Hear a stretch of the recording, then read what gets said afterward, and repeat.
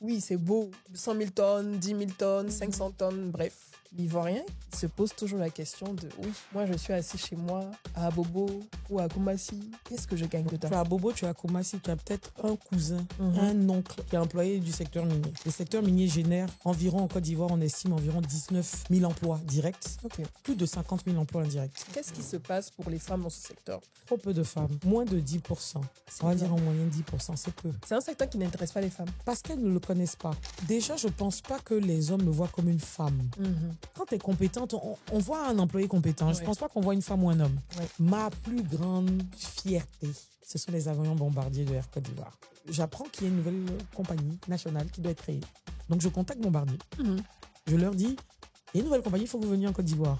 Ils disent que la Côte d'Ivoire n'est pas prioritaire. Après, j'essaie avec des arguments. Ils disent, oui, ok, on peut venir, mais on n'a pas de visa. Aujourd'hui, j'accueille Laetitia Gadebekou-Ouattara, une figure incontournable du secteur minier en Afrique de l'Ouest. Directrice pays et vice-présidente des affaires publiques pour la Côte d'Ivoire chez Endeavour Mining, elle est la seule femme à occuper ce poste au sein d'une compagnie minière en Côte d'Ivoire. Avant d'accéder à ses hautes responsabilités, Laetitia a construit un parcours remarquable entre le Canada et la Côte d'Ivoire. Après des débuts en développement des affaires chez ING Canada, elle a passé une décennie à l'ambassade du Canada en Côte d'Ivoire, où elle a œuvré à promouvoir les investissements et les exportations canadiennes dans des secteurs stratégiques comme les mines, le pétrole et l'énergie. Son engagement et son leadership lui ont valu de nombreuses distinctions, notamment le prestigieux prix Hermès de l'Université Laval, une première pour une Africaine, ainsi qu'une place dans le classement des 100 femmes les plus influentes du secteur minier, selon Women in Mining UK. Aujourd'hui, elle nous partage son parcours, ses défis et sa vision pour l'avenir du secteur minier en Afrique. Vous êtes bien sûr là où il faut, et ça démarre maintenant.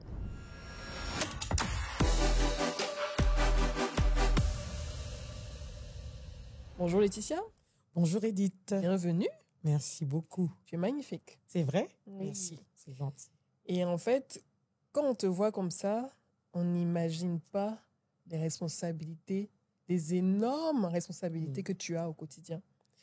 En tant que directrice pays, en tout cas l'une des seules femmes à diriger une entreprise minière en Côte d'Ivoire de cette taille, on n'imagine pas le nombre de responsabilités que tu as au quotidien. Déjà, à quoi peut ressembler une journée type pour la directrice de Endeavour Mining Côte d'Ivoire? J'aime bien comment tu dis Endeavour. C'est vrai, si je prononce bien. Hein, oui, mais bon, tu prononces. C'est sympa, c'est chic. Edith, tu me permets. T'es une personnalité que j'admire et qui est très suivie. Et ce podcast est très suivi. Et je veux prendre une minute juste avant de commencer pour demander au Seigneur de pouvoir mettre les mots dans ma bouche. Parce que je pense qu'au-delà de tout ce qu'on va dire, il y a peut-être une parole, il y a peut-être une histoire, un témoignage qui va toucher la vie de quelqu'un, professionnellement, mais aussi familialement ou dans sa vie tout court. Donc, je prie que le Seigneur prenne le contrôle de ce moment-là et puisse surtout m'inspirer les bonnes paroles et les bonnes histoires et m'éviter que je dise des bêtises parce qu'il y a des moments où je peux déraper un peu. L'entreprise est cotée en bourse. En plus. Donc voilà. C'est merci beaucoup. On a, comme on dit, des paroles, de prières, une bénédiction à l'entame de ce podcast qui prend de plus en plus de l'ampleur. Et bien sûr, tout ça, c'est grâce à vous. Vous êtes toujours nombreux à liker, bien sûr, à vous abonner et à laisser des commentaires. Et n'oubliez surtout pas, comme je le dis à chaque fois, de cliquer sur la cloche de notification pour ne rater aucun des épisodes de votre podcast préféré. Merci pour ces bénédictions, grande sœur. Merci. Alors, journée type. Là, tu es venue t'asseoir comme ça, mais ta journée, pour ce que je sais, tu n'auras pas une minute à toi parce que tu as beaucoup de choses à gérer. Comment ça se passe? Aucune journée ne se ressemble. Ouais. J'arrive au bureau. En fait, il peut y avoir des demandes de réunion, des offres d'audience à n'importe quel moment. À tout moment, comme ça. À tout moment. Je veux dire, on peut m'appeler pour me dire que j'ai une audience ou une réunion dans tel ou tel ministère ou dans telle ou telle régie. Donc, aucune journée ne se ressemble.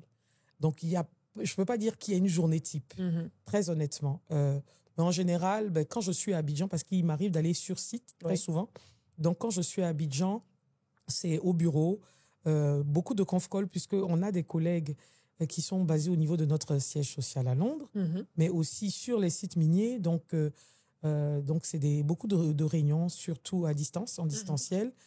Et puis, des réunions avec mes parties prenantes ivoiriennes. Donc, ministère des Mines, DGMG, je pense que j'arpente les couloirs de la DGMG, je ne sais pas combien de fois par semaine. Ça, c'est la Direction Générale des Mines. La Direction Générale des Mines et de la Géologie, qui est notre, on va dire, interlocuteur privilégié, parce que c'est eux qui délivrent la plupart des autorisations, ou en tout cas, qui servent de pont et de passerelle pour tout ce qui est autorisation, permitting dans le secteur minier, parce que je peux vous dire qu'il y en a énormément. Des autorisations? Des autorisations, il y en a. Pour tout. Pour installer une décharge, une centrale d'épuration d'eau. Pour déjà, même toutes nos activités minières sont régies par un ensemble de règles, par le code minier d'abord, mais on doit avoir un certain nombre d'autorisations, que ce soit environnementales, des autorisations du ministère des Mines, du ministère du Budget, pour pouvoir régir nos activités, donc travailler sereinement.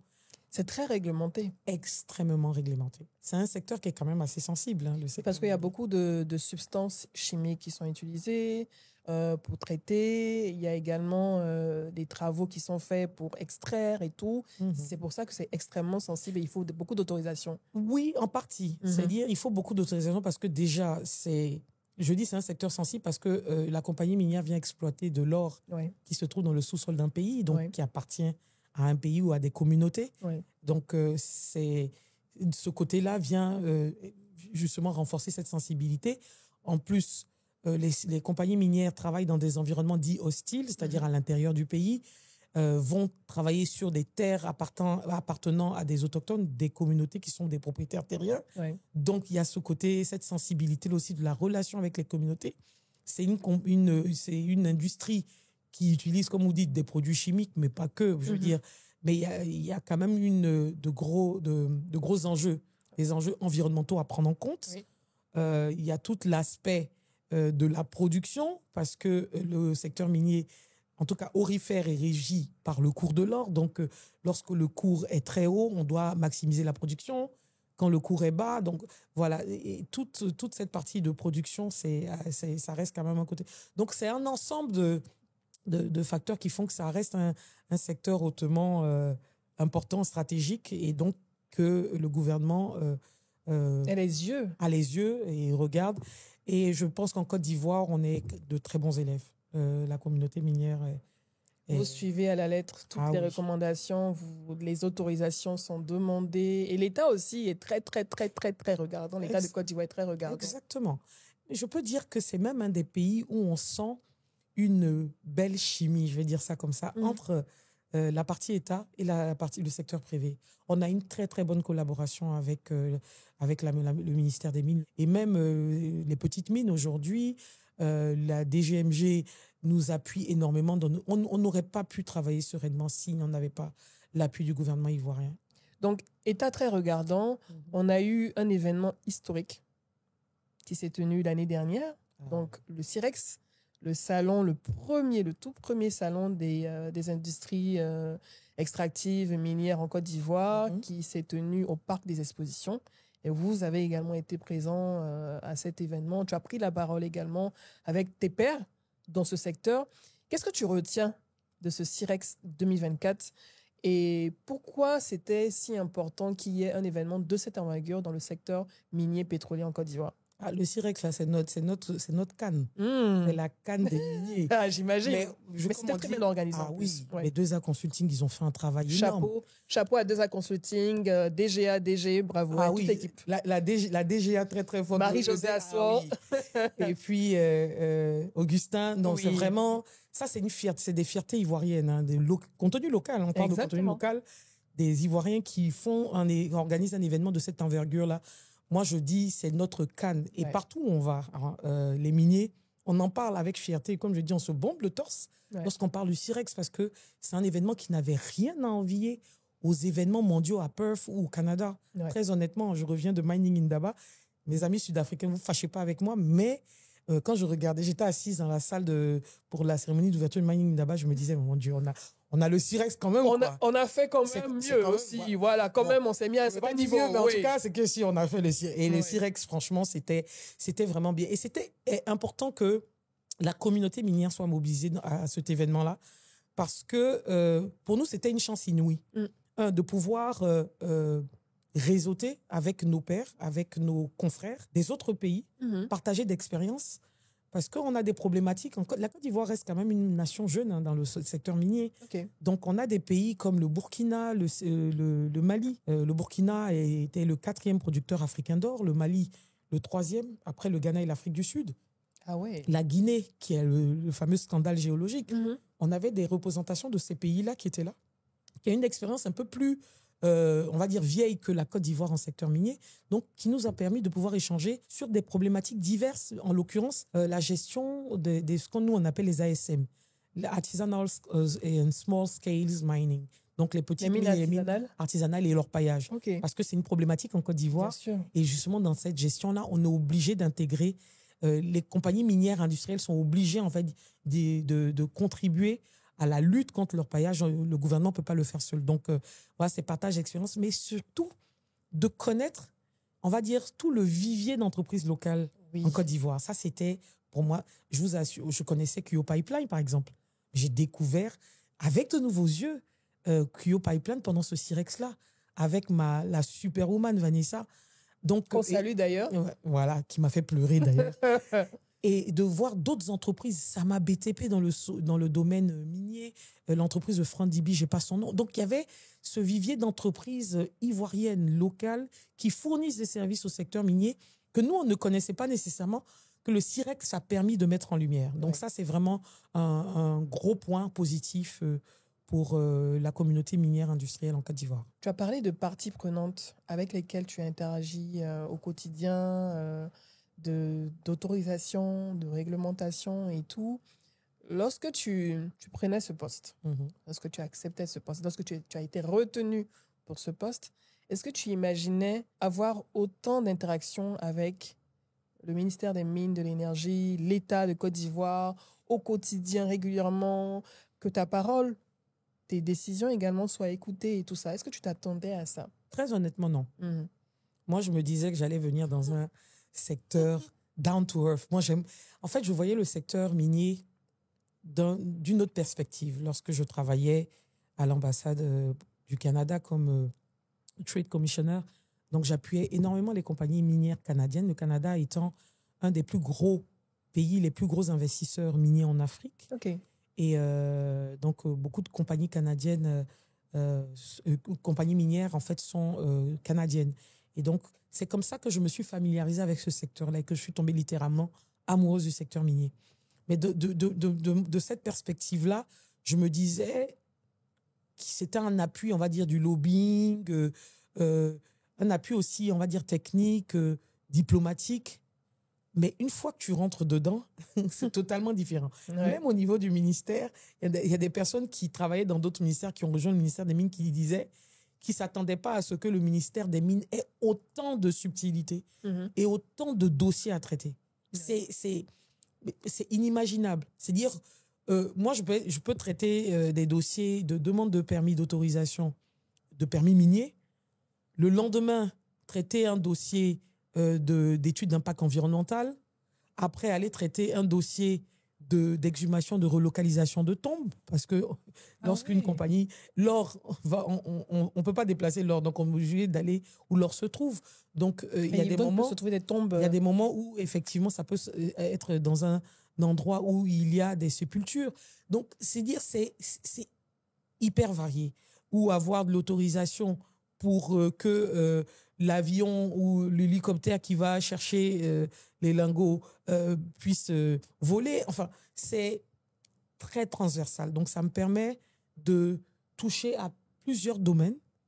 Et voilà, c'est hyper enrichissant. Mais pour être honnête, je ne m'attendais pas à ce que ce soit autant large et diversifié. Là, tu es en plein dedans. Ça fait combien d'années? Ça va faire 5 ans maintenant. Ah, ça passe vite, hein? Ah oui. Et c'est passé tellement vite que je n'ai même pas vu le temps passer. Au point où tous mes cheveux sont devenus blancs. Ça te va très bien. C'est vrai. Hein? Ça te va super bien. Merci. Et ça me fait penser à la grande sœur Linda Afing-Kwasi. Ah, Lindouche. Magnifique chevelure également, comme toi. Blanc. On dirait que c'est signe d'intelligence. C'est parce que Linda, c'est une de grâce. C'est une bombe d'intelligence. D'intelligence, de finesse. Grâce, je ne sais pas. Finesse, oui, un peu. Mais grâce, là, vraiment, il ne faut pas me blaguer, Edith. Combien de mines Endeavour a en Côte d'Ivoire? Je veux dire qu'on a 2 mines. OK. Mais on a 4 sociétés. Alors, à Ity, nous avons le complexe minier de Ity, ce qu'on appelle le complexe minier de Ity. Ity, tu peux nous le localiser pour ceux qui ne sont pas en Côte d'Ivoire? Dans la région de Zouaounien, donc dans l'ouest de la Côte d'Ivoire, pas très loin de la frontière du Libéria. OK. Donc, région du Tonkpi. Donc, on a le complexe minier d'Ity qui est la plus vieille mine de Côte d'Ivoire. C'est 3 sociétés, en fait, minières, de par les obligations que le code minier nous impose. Parce que c'est des gisements qui ont été découverts sur des permis miniers différents, ce qui nous a obligés à créer 3 sociétés différentes. On a, donc Ity est là depuis plus de 30 ans. C'est la plus vieille mine de Côte d'Ivoire, qui était une mine en fin de vie, et Endeavour a justement, on va dire, investi dans une technologie et dans la construction d'une usine avec une nouvelle technologie qu'on appelle l'usine de CIL, donc de lixiviation en cuve, qui a permis de prolonger la durée de vie de cette mine-là. Donc, une mine qui était censée fermer est aujourd'hui encore en activité, produit. Elle a, je pense, la première ou la deuxième plus grosse mine productrice d'or en Côte d'Ivoire. Donc, on a le complexe minier d'Ity et on a la mine de la Figuier dans le centre, pas très loin de Dabakala. OK. Donc, le centre-est, je ne sais plus, excusez-moi. Donc, dans la région de Dabakala, qui a été inaugurée au mois d'octobre 2024. C'est récent. C'est très récent. Et nous avons annoncé une belle découverte dans la région de Tanda. Donc, c'est une découverte. On est encore à l'étape des études et de la recherche. Et on espère que ça va être la future mine de Côte d'Ivoire. On l'espère également. Tu as parlé de mines en fin de vie. La production, donc, elle atteint ses limites à un moment donné. Est-ce que ça veut dire que la production d'or atteint ses limites à un moment donné? Et c'est quoi une mine en fin de vie? C'est-à-dire qu'une mine dans laquelle on ne trouve plus d'or? Exactement. Non, mais de toute façon, ce n'est pas une ressource renouvelable. OK. Donc, l'or, tu l'exploites jusqu'à ce que ça arrive, on va dire que ça finisse, parler terre à terre. Donc, les mines, en général, lorsqu'on découvre des gisements, les gisements ont des durées de vie en 10-15 ans, on va dire en moyenne, pour l'or. Je ne vais pas parler des métaux de base qui sont différents quand même de l'or. On parle de métaux de base, c'est fer, bauxite, etc. Donc, pour l'or, c'est en 10-15 ans à peu près de durée de vie. Okay. Donc, l'objectif, c'est de prolonger la durée de vie de ces mines-là parce que vous avez déjà construit des infrastructures.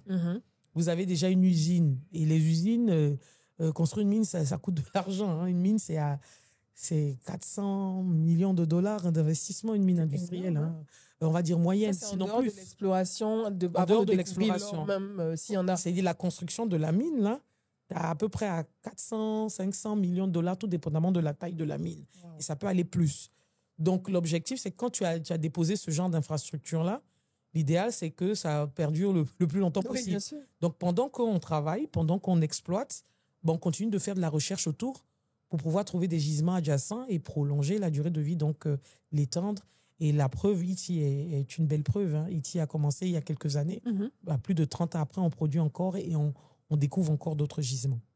En général, les Ivoiriens, après le Conseil des ministres, donc le compte rendu dans le communiqué, il est annoncé l'octroi d'autorisation pour l'exploration de telle ville et tel endroit, telle mine et autres, ou telle compagnie reçoit une autorisation pour exploiter. Ou bien on entend par exemple le gisement Koné, ou ce genre de choses. Ah oui, le plus grand gisement de classe mondiale et tout. Dans les commentaires, les Ivoiriens vont mettre « Mais qu'est-ce que je gagne dedans ?» La fameuse phrase. Qu'est-ce qu'on gagne dedans? Oui, c'est beau. 500 000, 100 000 tonnes, 10 000 tonnes, 500 tonnes, bref. L'Ivoirien, il se pose toujours la question de, oui, moi je suis assis chez moi, à Abobo, ou à Koumassi, ou à Taféré, pardon, qu'est-ce que je gagne dedans? Tu as à Abobo, tu as à Koumassi, tu as peut-être un cousin, un oncle, qui est employé du secteur minier. Le secteur minier génère environ en Côte d'Ivoire, on estime environ 19 000 emplois directs. OK. Environ plus de 50 000 emplois indirects. Donc, tu as peut-être un des cousins qui travaille ou on va dire un parent qui travaille dans ce secteur-là. Et d'une personne qui travaille, ben, ça supporte une famille. Bien sûr. Déjà là, on va parler en termes d'emploi. En termes de retombées, c'est un secteur qui a des retombées économiques. C'est plus de 4% du PIB ivoirien aujourd'hui. Okay. Et l'ambition, c'est de le passer à 6%. Il y a quelques années, on était à moins d'1%. Avant 2014, on était à moins d'1% du PIB. Donc, quand on parle de pourcentage du PIB, on voit la place que ça prend dans l'économie ivoirienne. Les compagnies minières, lorsqu'elles sont là, en fait, il faut comprendre qu'une compagnie minière, lorsqu'elle vient, le gouvernement lui donne une concession. Elle exploite de l'or, on va dire. Mais ce tort-là, il y a ce qu'on appelle les royalties qu'on paye à l'État. C'est un peu comme la part de l'État qu'on verse à l'État sur la production. Okay. Ces royalties-là, ça rentre dans les caisses de l'État. C'est des gros sous. L'État est actionnaire à 10% dans tous les projets miniers en Côte d'Ivoire. Dans tous les projets miniers. OK. Donc, si tu es actionnaire, ça veut dire que tu as des dividendes. Donc, ça aussi, c'est des retombées économiques. Mais on ne parle pas assez, ça, c'est, on va dire, le classique. Mais on ne parle pas assez du développement induit. C'est-à-dire qu'une mine qui s'installe, quand je regarde, la dernière fois, je suis allée à moi, j'adore les choukouillas de Cabri. Moi, je suis une vraie bourrique. Ah bon, hein, choukouilla de Cabri. Je j'adore ça. Je suis allée avec mon collègue Adam qui m'a envoyé dans un endroit un choukouyaman. Ce choukouyaman-là, chaque semaine, enfin, son chiffre d'affaires a quadruplé. Avant, il faisait son petit choukouya pour les gens. Ouais. Mais la ville a grossi. Tu as des employés qui viennent, qui ont un pouvoir d'achat qui est quand même plus élevé que la moyenne des personnes qui vivaient là avant, qui viennent avec leur famille, qui se nourrissent, qui s'amusent. Donc, vous arrivez aujourd'hui dans une ville comme Boniéré-Dougou, c'est plus la même ville d'il y a 5 ans. Parce que la ville a pris de l'ampleur. Les loyers, les personnes commencent à faire des résidences, etc. Donc, il y a tout ce développement induit là. Et c'est en cela qu'on invite aussi les Ivoiriens à prendre leur part. Ce n'est pas toujours dans les compensations, dans ci, ça, etc. Mais c'est de voir dans quelle mesure est-ce que, si par exemple je suis originaire d'une région, comment est-ce que je peux faire en sorte que ma région, voilà, je peux proposer quelque chose dans ma région pour que le secteur minier puisse l'utiliser et que les retombées aussi me rejaillissent sur moi. Est-ce que les rapports avec les communautés locales sur place, parce que lorsqu'une mine vient s'installer, il y a le village, il y a la ville, la préfecture, mais il y a les populations surtout, il y a les écoles, les centres de santé et tout ça.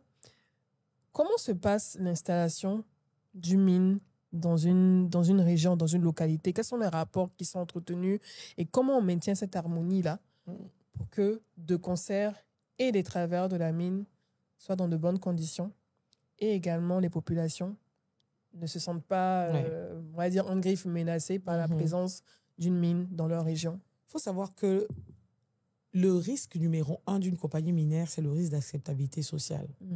Donc, ça a un lien très fort avec la relation avec les communautés. Souvent, je reçois des personnes qui m'envoient des messages. Oui, je peux venir définir votre stratégie RSE. Et puis, je souris en leur disant, mais nous, on n'a plus de stratégie RSE. On la vit, la RSE. On vit ESG. Tu ne peux pas avoir une compagnie minière. Et ça, je parle vraiment, toutes les compagnies minières en Côte d'Ivoire, présentes en Côte d'Ivoire, ont au cœur de leurs actions des stratégies pour maintenir un dialogue quasi permanent avec les communautés. On arrive chez eux. Et ça, je veux dire, c'est leur village, c'est leur terre. On vient installer une entreprise. Donc, au sein des compagnies minières, vous avez de très grosses équipes dédiées à la relation avec les communautés. Ce sont des personnes qui, justement, relaient des informations, qui créent un cadre de dialogue permanent avec les communautés pour être à l'écoute de leurs doléances, de leurs besoins, mais aussi pour pouvoir les renforcer. Et à la Figuée, il y a une histoire magnifique. Ce qu'on a des Chop Ladies, ça c'est le bébé de M. Kouyaté.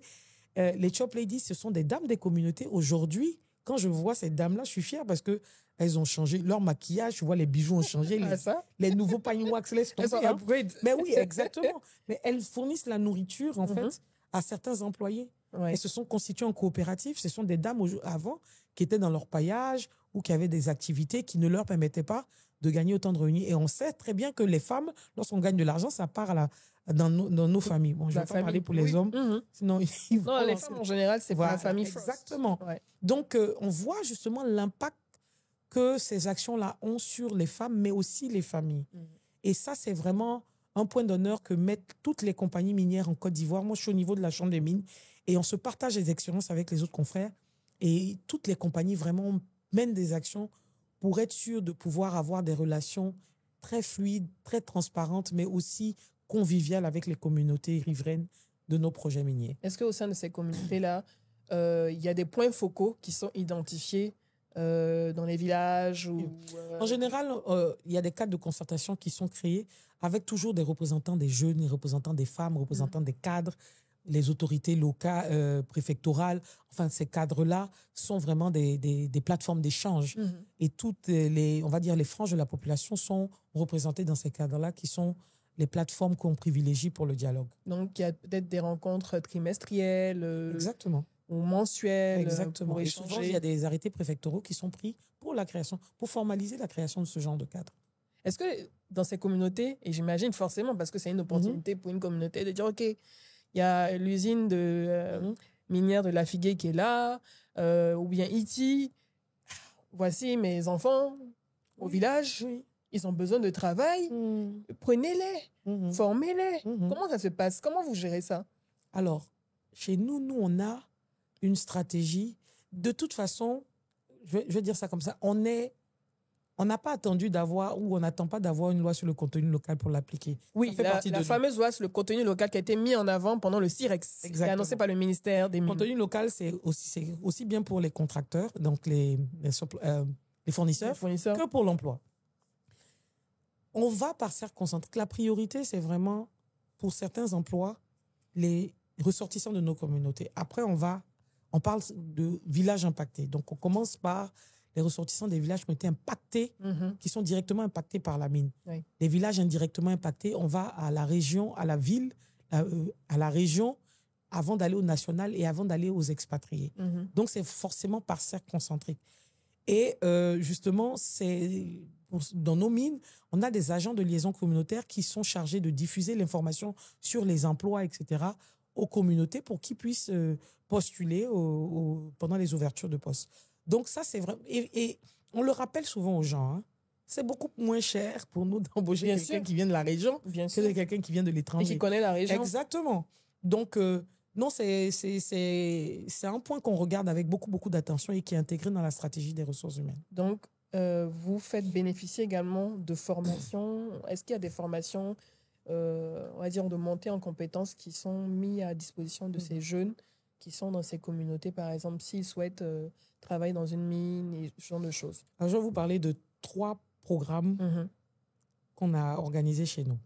Le premier, c'est un partenariat avec le ministère de l'alphabétisation. Le ministère, de l'Éducation nationale et de l'alphabétisation.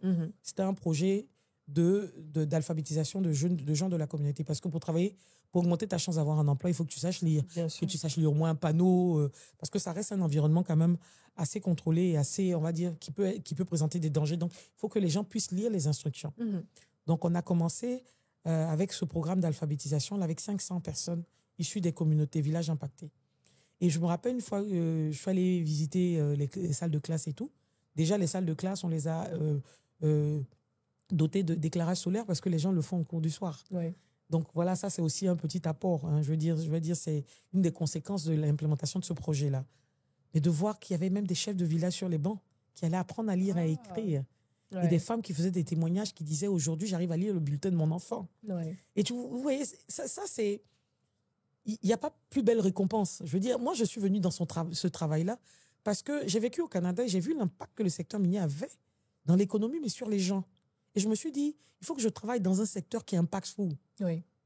Et j'ai regardé et puis j'ai vu Endeavour Mining qui... Endeavour, c'est la meilleure compagnie du monde mondial. Mes confrères, tu veux pas dire autre chose, hein? Non, même si mes confrères, pardonnez-moi. Kamel connaît de GS Petrogaz. Mais lui, Kamel, lui, il est le pétrole. Mais nous, on a vraiment... Donc, Endeavour. Et donc, Endeavour est allé à fond dans ce projet-là. Et là, on est dans la deuxième phase du projet avec 500 autres. aussi en amont de la construction de la mine de Lafigué, on s'est dit qu'il fallait impliquer au maximum, ou en tout cas donner les chances à un maximum de jeunes d'être impliqués dès l'étape de construction. Oui, oui. Donc, on en a sélectionné 150 dans toute la région qui ont été formés pension complète pendant 4 à 6 mois au lycée professionnel de Boaké à des métiers de la construction. Donc, il y avait 6 filières des métiers de la construction. Ils ont été formés, tout frais payés par Endeavor et avec son partenaire GIZ. On a pu avoir l'appui de GIZ pour ce projet-là. Et il y a, en tout cas, un très fort pourcentage qui ont été embauchés sur la mine et chez les sous-traitants. OK.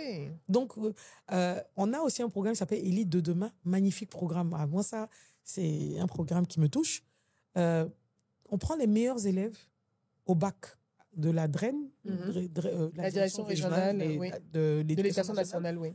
Et donc, dans chacune de nos régions, les meilleurs élèves, et on finance leurs études universitaires. C'est bien ça. Et après leurs études, à l'issue de leurs études, ils ont un emploi dans la mine. Oui. Ah, c'est très bien ça. Et je me rappelle, je suis allée la première cohorte en Côte d'Ivoire accompagner ces jeunes à l'aéroport. C'est des jeunes qui n'étaient jamais sortis. Ils n'avaient jamais voyagé. Mais ils n'étaient jamais sortis, mais ils n'étaient jamais venus à Abidjan. Ah ouais. Ils n'avaient même pas de valise. Et ces jeunes-là, ils partaient par la force de leur travail à l'étranger étudier. Donc ça, c'est vraiment, voilà. Je veux dire, c'est ce genre d'actions-là qui font que tu vas dormir, tu te dis, waouh, je me sens utile et je travaille pour une compagnie, voilà, qui œuvre à intégrer tous ces aspects-là dans sa stratégie. Et je veux dire qu'il ne génère pas uniquement de l'argent pour générer de l'argent, mais qui impacte positivement dans les communautés dans lesquelles elles s'intègrent pour exploiter l'or, par exemple.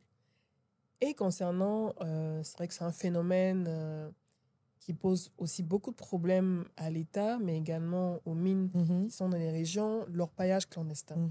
Comment, en tant qu'acteur du secteur minier, vous arrivez à juguler cette situation avec le concours de l'État? C'est un problème national, hein, l'orpaillage, effectivement. On a cette problématique-là sur nos sites miniers parce que les orpailleurs font des intrusions sur les sites pour prendre du minerai, parce que ils savent que si on est là, c'est qu'il y a de l'or. Donc, on a des efforts concertés avec l'État, avec aussi certaines organisations internationales pour trouver des solutions. Parce que ça, ce n'est pas une solution qui va venir seulement de la compagnie minière industrielle, mais avec toutes ces forces de propositions-là, essayer de trouver une stratégie pour juguler ce phénomène. Nous, en tant que compagnie industrielle, en général, les compagnies industrielles vont mettre sur pied des projets, ce qu'on appelle les projets de restauration des moyens de subsistance ou bien des AGR pour permettre à ces orpailleurs... Génératrices de revenus. Excusez-moi, c'est vrai, je prends des acronymes. Exactement. Des activités génératrices de revenus pour permettre à ces personnes-là d'avoir des revenus alternatifs. Parce qu'en général, ils vont faire de l'orpaillage parce que ça génère de l'argent. C'est une opportunité. Exactement. Donc, s'ils ont une activité légale qui leur permet de pouvoir subvenir à leurs besoins, ils le font. Et ça, c'est vraiment une des actions que les compagnies minières, en général, mènent pour pouvoir permettre à ces acteurs-là de sortir de l'orpaillage clandestin. Maintenant, il y a aussi l'orpaillage illégal. Il y a des autorisations qui se font délivrer par le ministère des Mines. Donc, les personnes qui se sentent l'âme de miniers, on va dire, artisanaux, ils peuvent contacter le ministère des Mines. Et nous, on est en train de penser à voir comment est-ce qu'on peut les aider à se formaliser. Parce que ce qui est dommageable, c'est lorsque c'est justement le fait que ce ne soit pas formalisé, c'est pas contrôlé. Donc, ils utilisent des produits chimiques qui est dangereux pour leur santé, mais aussi pour l'environnement. Il y a des fleuves qui ont été pollués avec du mercure, etc. C'est parce que ce n'est pas contrôlé, parce qu'ils n'ont pas de formation. Or, s'ils sont formalisés, ça permet de créer un cadre, justement, pour pouvoir les former, les accompagner, etc. Donc, je pense que le gouvernement est dans la bonne veine. Et le ministre, je sais que le ministre vraiment veut essayer de régulariser ce secteur pour permettre à plus d'Ivoiriens de pouvoir se lancer aussi dans le domaine minier.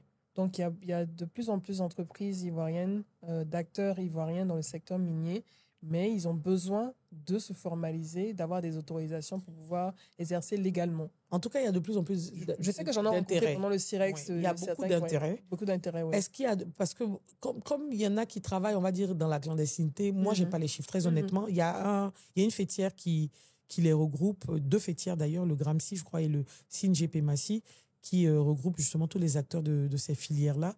Mais en tout cas, moi, de mon point de vue, je sens un intérêt croissant Oui. pour les activités semi-industrielles et artisanales. Et je vois que le ministère des Mines est en train de prendre justement des textes pour pouvoir réguler ou en tout cas accompagner les acteurs de ce secteur-là. Donc, tu as parlé d'aspect environnemental. Comment au sein de Endeavour, vous gérez cet aspect environnemental au quotidien? Alors, en général, il faut savoir que lorsqu'une mine doit s'installer, lorsque la recherche est terminée, toutes les mines doivent faire des études d'impact social et environnemental. C'est géré par l'ANDE, l'Agence nationale de l'environnement, agence qui est sous tutelle du ministère de l'Environnement et du Développement durable. Et donc, ces études d'impact-là permettent justement de voir quel impact vont avoir les activités de la mine sur l'environnement, mais aussi sur les communautés. Et chaque année, il y a un audit environnemental qui est fait. Toutes les mines. C'est un point qui est extrêmement important. On a des technologies, en fait, le traitement du minerai se fait dans un circuit fermé. Donc, c'est vrai que dans l'imaginaire collectif, les gens voient minier, on voit des gens et des tamis dans de la boue. Exactement. C'est vraiment des usines avec des cuves où tu ne vois pas. Rien ne sort, en fait. Tout passe dans des cuves. Tout passe dans des tuyauteries, dans des cuves et tout ça. Tu vas voir peut-être le minerai quand il est emmené sur le tapis pour être emmené à l'usine pour son traitement. Mais après, c'est vraiment dans un circuit fermé. Donc, je dirais pas, il y a pas zéro risque, ça n'existe pas, mais il y a peu de chances qu'il y ait des fuites ou enfin qu'il y ait un impact sur l'environnement. Donc, c'est mesuré, à la minute près. Il y a des équipes, des responsables de santé-sécurité qui définissent des stratégies et qui suivent au jour le jour toutes les activités de la mine et être sûr que justement il n'y ait pas d'impact sur l'environnement direct. Il y a aussi beaucoup d'actions environnementales qui se font. Des actions de protection de la biodiversité. Si vous arrivez chez Endeavour aujourd'hui, il n'y a pas de bouteille plastique. Si vous arrivez au bureau, vous venez avec votre gourde ou on vous donne un verre. On limite l'utilisation parce qu'on ne peut pas totalement la supprimer, mais en tout cas, on limite l'utilisation de déchets plastiques, que ce soit au bureau régional ou sur nos sites. Il y a des poubelles de tri, donc on a des partenariats pour la lutte contre les plastiques avec Coliba, pour justement... Avec Bruno Koné, que je salue. Exactement. Donc, c'est autant d'actions qui sont menées parce que le point de l'environnement est crucial dans toute la conduite de nos activités. Toutes nos réunions commencent par un briefing HSE. Si vous arrivez dans chaque fois qu'on commence quelque chose, c'est induction HSE. C'est le premier point de discussion lorsqu'on commence une réunion dans le secteur minier. Parce que l'environnement est un point crucial. Exactement. Le respect, la protection de l'environnement. Il faut savoir que, comme je disais, on est coté en bourse. Et donc, toutes les actions... Londres et Toronto. Pour nous, Londres et Toronto, et beaucoup de compagnies sont cotées soit à la bourse de Toronto ou à la bourse en Australie, etc. Donc, ces cotations-là vous obligent à maintenir des standards élevés en matière de protection des investissements, en matière de ESG, en matière de transparence et de bonne gouvernance. Tout ça à la lettre. C'est pour ça qu'on ne peut pas faire n'importe quoi, même pour tout ce qui est bakshish. Enfin, je veux dire, c'est vraiment... Le secteur est vraiment... Oui, corruption et tout. Exactement. Ça, c'est corruption, harcèlement, et règles d'éthique. Tout ça est vraiment respecté à la loupe. Et chaque fin d'année, vous faites un rapport de tous ces éléments et qui sont présentés et à l'État, mais également à vos actionnaires. On fait un rapport et moi, j'ai le plaisir de présenter chaque année le rapport de développement durable. D'ailleurs, je le faisais en général en marge de la CGCI Academy, où on invite toutes nos parties prenantes publiques, donc les membres du gouvernement, les ministères avec lesquels on travaille, mais aussi nos partenaires privés, d'ONG, etc. Donc, justement pour montrer de manière transparente comment nos activités se passent et surtout ce qu'on sait faire de bien. Parce qu'on sait faire ça de bien. On sait faire des actions ESG vraiment bien. Nous, on ne fait pas que produire de l'or. Oui. On produit de l'or de manière responsable. Il y a une nuance. Beaucoup de transparence. Toujours. Et la recherche du respect de l'environnement. Exactement. Alors, Laetitia, quelles sont les technologies émergentes qu'Endeavour Mining envisage d'adopter pour améliorer l'efficacité de ses opérations et réduire son empreinte écologique dans les années à venir? Tout à l'heure, je vous ai parlé du complexe minier de Ity. Il faut savoir que chez Endeavour, nous avons une division de la mine 2.0. Okay. C'est une division qui est dirigée d'ailleurs par une femme brillante qui s'appelle Elisabeth Renaud, qui est la vice-présidente, qui, ce département-là, est dédié à penser, à trouver justement, à faire des innovations pour améliorer les process avec l'utilisation de l'intelligence artificielle. Je sais que c'est des sujets qui te passionnent. Bien sûr. Je vois tes yeux qui brillent et tout. Et donc, en fait, ils ont mis sur pied une, je ne sais pas comment appeler ça, une innovation qui permet de pouvoir optimiser les mélanges. Okay. C'est-à-dire que ici, comme je vous ai dit, il y a trois permis. Et chaque gisement a des minerais avec des caractéristiques différentes. Mais ce minerai-là, tous ces minerais-là, on va dire, sont traités à la même usine. Okay. Donc, pour pouvoir faire passer le minerai pour le traitement, il faut le mélanger. Mais le mélange, là, a un impact sur le taux de récupération. C'est aussi poussé que ça. Je ne suis pas une technicienne, là, mais j'ai essayé de parler en français facile. Donc, pour pouvoir maximiser le blend, le mélange, il faut de l'intelligence artificielle pour voir quelle quantité tu mets, comment est-ce que tu dois optimiser ce mélange-là pour augmenter le taux de récupération du minerai. Le taux de récupération du minerai, c'est l'or qu'on tire. Que tu tires de tout ça. De la terre. Exactement. Voilà. Donc, pour augmenter le taux de récupération, parce que tu peux avoir une certaine quantité de terre, si tu ne récupères dedans que le 40% de l'or, c'est pas pareil que tu récupères 90%. Oui. Mais il faut un mélange parce que ce mélange est attaqué avec des solutions chimiques et des réactifs. C'est ça qui va permettre la récupération. Et c'est de la technologie, comment vous appelez ça? L'IA. Oui, l'intelligence artificielle qui est utilisée et c'est des personnes qui pensent justement innovation pour pouvoir maximiser ces process-là. Donc, c'est vraiment au cœur et il y a des départements, en tout cas, je parle pour Endeavour, qui sont dédiés à cette recherche-là et donc qui permettent de pouvoir augmenter, on va dire, la production et améliorer les process de production. Donc, plus d'or pour vous, mais plus d'or pour l'État et plus d'argent pour l'État. Plus d'or pour nous tous. Pour nous tous et plus d'argent pour l'État. Et bien sûr, de l'argent dans les caisses de l'État pour les populations, pour investir dans tout ce qui est infrastructure, santé et autres. Tu figures parmi les 100 femmes les plus influentes du secteur minier. En 2022. En 2022. Parce qu'il y a ma doyenne qui a pris le relais en 2024. Et c'est un titre très important. Oui. Donc, tu figures dans ce classement des femmes les plus influentes du secteur minier selon Women in Mining UK. Yeah. Pour toi, quelle place les femmes occupent aujourd'hui dans cette industrie minière actuellement? Est-ce que vous êtes nombreuses? Est-ce qu'il y a des freins qui restent encore à lever? Qu'est-ce qui se passe pour les femmes dans ce secteur? Trop peu de femmes. Moins de 10%. On va dire en moyenne 10%, c'est peu. C'est un secteur qui n'intéresse pas les femmes. Parce qu'elles ne le connaissent pas. Les femmes, beaucoup de femmes ne le connaissent pas. Et puis, c'est un secteur qui souffre de préjugés, bien sûr, qu'on dise.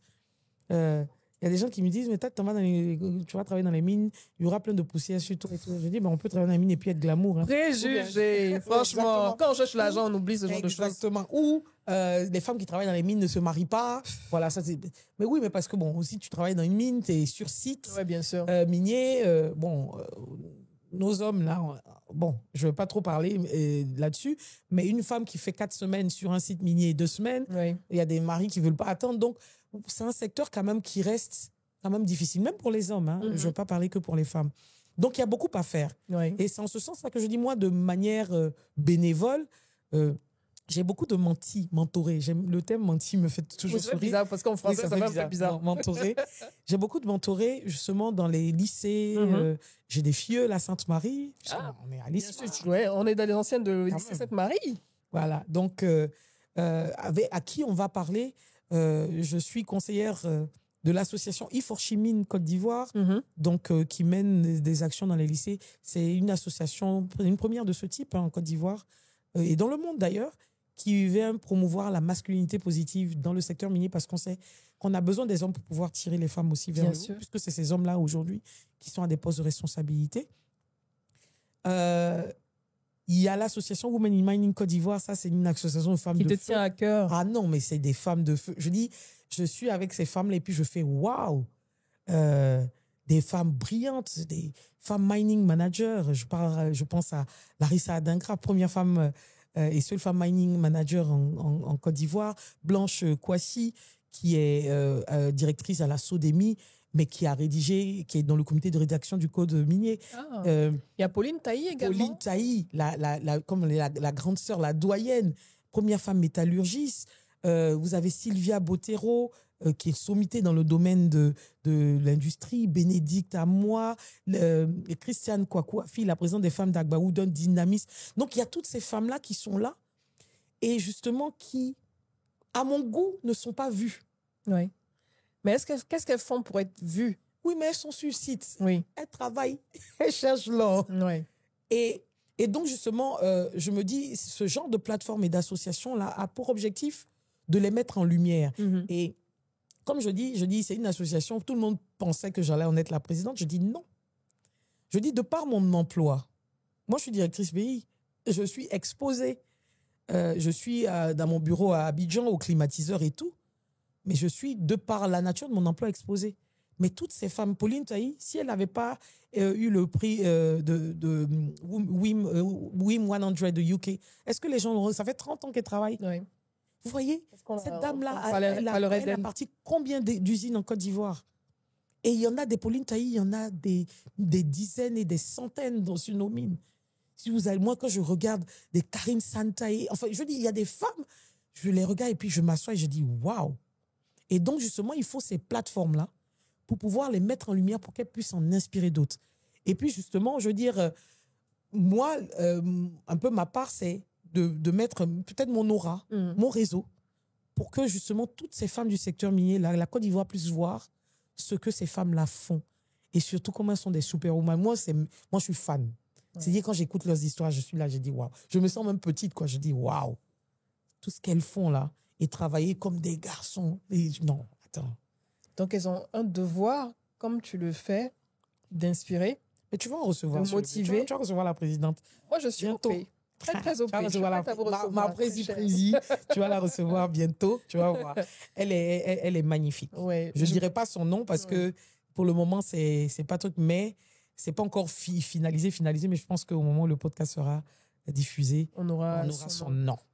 Et comme je le disais, il faut, c'est un devoir pour vous, toutes ces femmes de cette association, de cette communauté, d'inspirer la jeune génération, de les motiver à travers des conférences dans les écoles, du coaching, comme tu le fais également en tant que mentor, de les motiver, de leur montrer en fait l'attrait de ce secteur d'activité. On parle de contenu local, on parle d'expertise locale, mais il faut que ça vienne déjà dès la base, dès les lycées, les collèges, que les jeunes filles soient sensibilisées au fait que c'est un secteur où il y a du travail, où on gagne bien sa vie en tant que femme.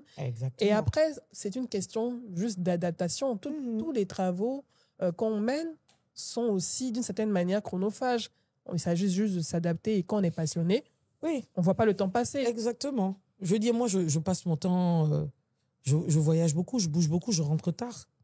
Mais on prend un mari, quand c'est comme ça, tu prends un mari qui comprend ton boulot. Exactement. Le choix du compagnon est essentiel. Si vous prenez quelqu'un qui ne comprend pas votre travail, qui ne comprend pas votre passion et votre engagement, qui ne vous soutient pas, qui ne vous valorise pas, il faut trouver autre chose.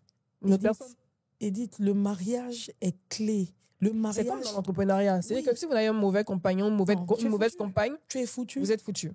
Mais le mariage est un accélérateur de destinée. Ça doit être un accélérateur de destinée. Je confirme. Et je le dis toujours, ton mari, s'il n'est pas capable de faire en sorte que le meilleur de toi sorte, c'est que il faut qu'il se réajuste. C'est un aspirateur d'énergie ou un vampire. Parce que à un moment donné, moi, je n'ai jamais rêvé me marier.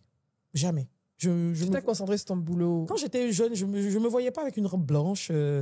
Mon mari, il m'a eu à l'usure, comme je dis. Ah bon, ouais. Il m'a prise de vitesse. Et puis, dans 2 temps, 3 mouvements, je me suis retrouvée mariée. Mais aujourd'hui, je regarde et puis je dis, waouh, Seigneur, merci. Parce que je sais que je ne serais pas où je suis. Je n'aurais pas l'énergie que j'ai s'il n'était pas dans ma vie. Oui. S'il ne te soutenait pas. Ah oui.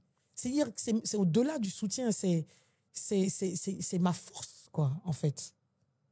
Donc, non, pour moi, c'est le choix le plus important qu'un être humain puisse faire.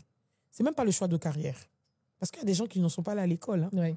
Mais tu as le bon conjoint, il va t'élever et ensemble, vous pouvez construire un empire. Comme une équipe. Exactement. Mais tu as des gens brillants qui ont eu des destinées brisées. Oui. Soit des femmes battues à mort, Oui. ou bien Ils se sont sacrifiés, avec une la carrière. femme bizarre, il devient alcoolique. Enfin, je veux dire, c'est la décision la plus importante qu'un être humain puisse faire. C'est quelque chose qui est négligé. Et en général, surtout dans ce secteur ou dans d'autres secteurs encore plus chronophages, que le pétrole et d'autres, parce que tu peux être sur des plateformes offshore pendant 3 mois, 2 mois, 6 mois et tout. Mais en fait, si tu penses tout de suite au fait que tu vas avoir des difficultés à trouver l'âme sœur dans ce secteur, au lieu de penser à toi, ton avenir, mais ça va être compliqué. Exactement. Donc d'abord le choix de carrière et ensuite trouver la personne qui comprend ce choix de carrière. Exactement. Et qui te booste et qui t'accompagne. Et je suis certaine que c'est des conseils de ce type que tu donnes aux jeunes filles pour leur enlever ces préjugés, en fait, sur ce secteur d'activité, les motiver à s'y intéresser, à rentrer dans des filières spécifiques pour qu'on ait beaucoup plus de femmes que ce chiffre de 20%, 10% puisse passer à 30 ou 40%. Et aujourd'hui, avec les technologies, on n'a plus besoin d'aller prendre la pelle et puis, je dis, il n'y a plus l'effort physique. La pénibilité, c'est comme on dit, c'est amenuisé. Donc, voilà, on a tout pour que ce pourcentage l'augmente. Tu as grandi en Côte d'Ivoire avant de poursuivre tes études au Canada. Pourquoi le Canada? Il y avait d'autres destinations? Oui. Mais je suis allée au Canada parce que j'aime l'esprit. En fait, j'ai participé quand j'étais au lycée à Junior Achievement. On a fait Junior Achievement aussi. Nous, les nouveaux, comme on dit, ceux qui sont venus après vous. Junior Achievement, mais c'était une très belle formation. Très belle école d'entrepreneuriat. Et je le dis toujours, j'ai dit to death. Je vais remercier Fabrice Awillon. Beaucoup au boss, Fabrice Awillon. Ouais. Parce que c'est Fabrice qui m'a donné Fabrice m'a sauvé ma vie. C'était mon conseiller au Junior Achievement à Sainte-Marie. Et c'est Fabrice qui m'a donné le goût de l'entrepreneuriat, on va dire du business. Moi, on était en quelle année? Quand tu étais à Sainte-Marie, alors, le Junior Achievement, c'était 95.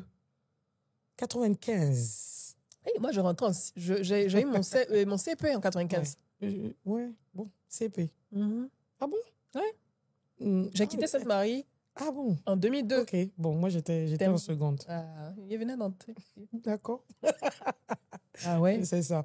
Donc, 95, moi, je voulais être ingénieur en aéronautique. Je voulais pas être... ah ouais. Je voulais faire comme ma marraine, Madame Ekra. Je voulais être ingénieur en aéronautique. Donc, moi, c'était vraiment focus. Et puis, bon, j'étais scientifique. Moi, j'ai fait une filière scientifique. Et puis, je fais Junior Achievement. Et puis, justement, je vois ce jeune-là avec Fabrice. Il était à Jal Afrique. Super dynamique, avec des idées. Ses idées pétillaient tout le temps. Il avait tout le temps quelque chose. Et c'est cette expérience qui m'a donné le goût de changer. Il était venu vous parler à l'école? C'était lui qui était notre conseiller. Tu sais, quand on créait des mini-entreprises, on avait des conseillers. Donc, il y avait Fabrice, il y avait Paul Ledjou, il y avait Aimé Nikoué. Enfin, il y avait plusieurs conseillers qui venaient nous aider justement à partir à gérer nos mini-entreprises. Et Fabrice, c'était le mien, c'était mon conseiller. Et donc, moi, en fait... la première année, j'étais directrice marketing. On avait une compagnie qui faisait des vêtements avec des courris parce qu'on créait une entreprise. On vendait des actions à nos parents. Avec ce capital, on créait un produit. On avait des fonctions de ressources humaines, etc. DG, finance et tout. Donc, la première année, j'étais directrice marketing. La deuxième année, j'étais PDG de cette compagnie qui faisait des accessoires en bois, des services de table en bois. Et donc, j'étais la première lauréate ivoirienne, en fait, à partir au Canada à la conférence internationale mondiale des jeunes entrepreneurs. Donc, j'arrive au Canada et je suis fascinée par la culture, par la manière de penser. À l'époque, il n'y avait pas encore Internet. Tous les jeunes avaient des ordinateurs portables, ils étaient high-tech. Mais je trouvais que c'était un pays où les gens je dirais pas se prenaient pas la tête. Il n'y avait pas le protocole, mais il y avait en même temps un sérieux. Et je trouvais que ça me correspondait. C'était différent d'autres pays qu'on connaissait où il y avait des classes sociales, il y avait, voilà, La monsieur, France, par exemple. Moi, je ne veux pas dire le nom de quelqu'un. Mhm. Mais voilà, c'était ce pays-là. Et puis, j'ai aimé le Canada. Et j'ai demandé à mes parents d'aller étudier après dans ce pays. La première fois que je suis arrivée, c'était où, à Toronto? Non, à Montréal. À Montréal, donc le côté francophone. Il faisait Janvier, froid. en hiver. Il devait faire moins 20 ou moins 22 degrés. Oui, ça a été brutal. Hein? En même temps, ton premier séjour au Canada, moins 20. Ouais. Et j'avais pas de gants, je me rappelle. J'avais volé les gants, des gants en satin, de robe de soirée de ma mère. C'est pas Donc, vrai. j'arrive avec des gants en satin en plein hiver. Et puis voilà, quoi. Donc, non, je suis arrivée en plein janvier. Et puis, mon histoire a commencé avec ce magnifique pays-là. Et tu as voulu y retourner pour suivre tes études universitaires? Oui. En fait, ça, là, en janvier, c'était pour aller faire mes études. Mais quand je suis partie, je suis allée. La conférence était en 96. Ça s'appelait Kenja 96. Et c'était à Toronto. Mm-hmm. Donc, je suis allée avec la délégation du Québec parce que c'est la délégation qui parlait français. Donc, de la Côte d'Ivoire, j'ai été reçue par les représentants de Junior Achievement au Québec. Et ensemble, on est allé en train à Toronto avec tous les jeunes entrepreneurs de tout le Canada, mais aussi du monde entier. J'étais la seule africaine. Ouais. Et ça m'a marqué, quoi, parce que... Ça, c'est life-changing. Exactement, ça m'a permis de mingle, de connaître, de voir des adolescents comme moi. Ouais. Et puis, bon, dans mon Wale Waleya, comme on disait, ben, j'arrivais, je prenais de la place, tout le monde connaissait la Côte d'Ivoire et tout. Et voilà. Et après ça, quand je suis rentrée, j'ai dit à mes parents que moi, je veux aller poursuivre mes études au Canada. Et donc, tu es partie 2 ans plus tard ou... Non. Alors, quand j'ai fini mon bac, ouais. Moi, je voulais rentrer à l'INSET à l'époque. OK. SK. Mm-hmm. Et on m'a INPHB. INPHB. Est-ce que ça s'appelle INPHB? Mais en tout cas, et on m'a refusé l'entrée. C'était le premier échec de ma vie. Ça m'a choquée. Alors que tu es excellente. Alors que j'ai eu mon bac avec mention et tout. Ouais. Et donc, j'ai pas eu, parce que j'avais pas eu une très bonne note en maths. OK. Et donc, j'ai pas été prise. Donc, la période d'inscription a été passée. Donc, je suis allée au Maroc étudier dans une école canadienne qui s'appelle l'ISIAM. Donc, j'ai fait 2 ans dans cette école comme tremplin avant d'aller au Canada. Et donc, je suis allée au Canada c'était janvier 2000. Je me rappelle plus. Mais en tout cas, c'était en janvier. Et quand je suis arrivée en hiver, je suis allée à l'université. J'ai commencé au HEC. Et puis, ils ne me créditaient pas certains cours. Donc, je suis allée à l'Université de Québec à Trois-Rivières où j'ai fini mon bachelor en marketing. Okay. Parce qu'après le bac, je ne voulais plus faire de maths. Tu en avais marre des maths? Oui. En fait, les mathématiques, je me disais, mais comment on marche? Il n'y a personne qui voit des vecteurs se balader, quoi. J'adorais la science physique, c'était pragmatique. Tu vois, t'es poli et tout. Mais les maths, je le faisais. Comme je dis en série scientifique, je le faisais. Je faisais des maths parce qu'il fallait que je fasse. Mais je n'aimais pas, je n'étais pas fan de maths. Donc après ça, tout le monde pensait, toi, tu as fait un bac scientifique pour rien, tu vois, gâter, aller faire marketing et tout. Je dis non, on peut faire C. Et ça aussi, c'est une invite. On peut faire C. C'est beaucoup de préjugés par rapport à aller après C. Dans une série. Même en marketing, comme tu dis, communication. J'ai des amis qui ont fait A. Moi, j'ai une amie qui a fait A, qui est expert comptable. Donc, il faut qu'on arrive aussi à ne pas se mettre dans des cases. On peut apprendre à n'importe quel moment, une question de volonté. Et puis, voilà. Donc, c'est comme ça que je suis arrivée au Canada, à l'Université Québec à Trois-Rivières. J'ai fini mon bachelor et puis ensuite, je suis allée à l'Université Laval. Pour faire mon MBA. Laval, pour laquelle tu as reçu dernièrement un prix prestigieux. Tu peux nous en dire plus? Oui, c'était très émouvant. Et vraiment, ça m'a énormément touchée que l'Université Laval me contacte. Vous savez, beaucoup de gens peut-être croient le contraire, mais je n'ai jamais postulé pour avoir une nomination. Jamais. Tu n'as jamais commandé une nomination? Jamais. Je me suis même d'ailleurs jamais battue pour avoir une promotion. Quand je dis battre, c'est-à-dire faire du lobbying, des actions, non.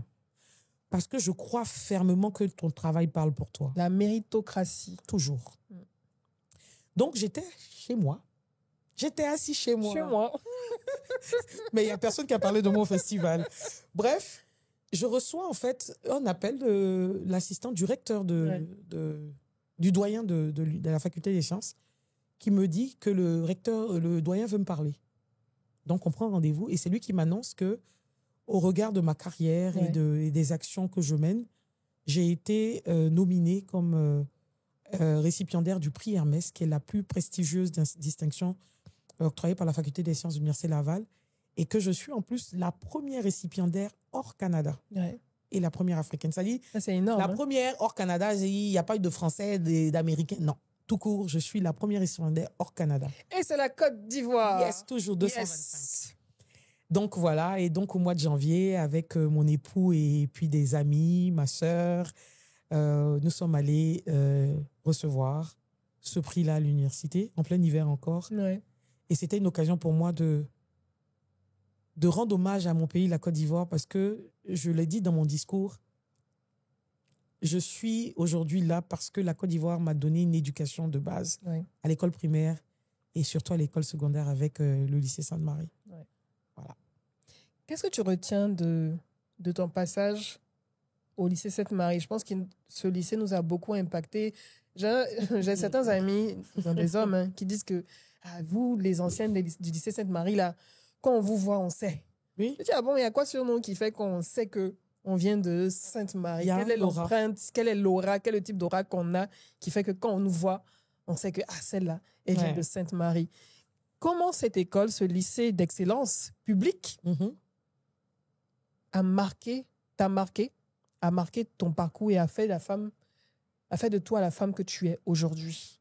Sainte-Marie, c'est un lycée où tu as toutes les classes sociales qui sont représentées. Oui. Tu peux avoir la fille du ministre comme la fille de ton cuisinier dans la même classe.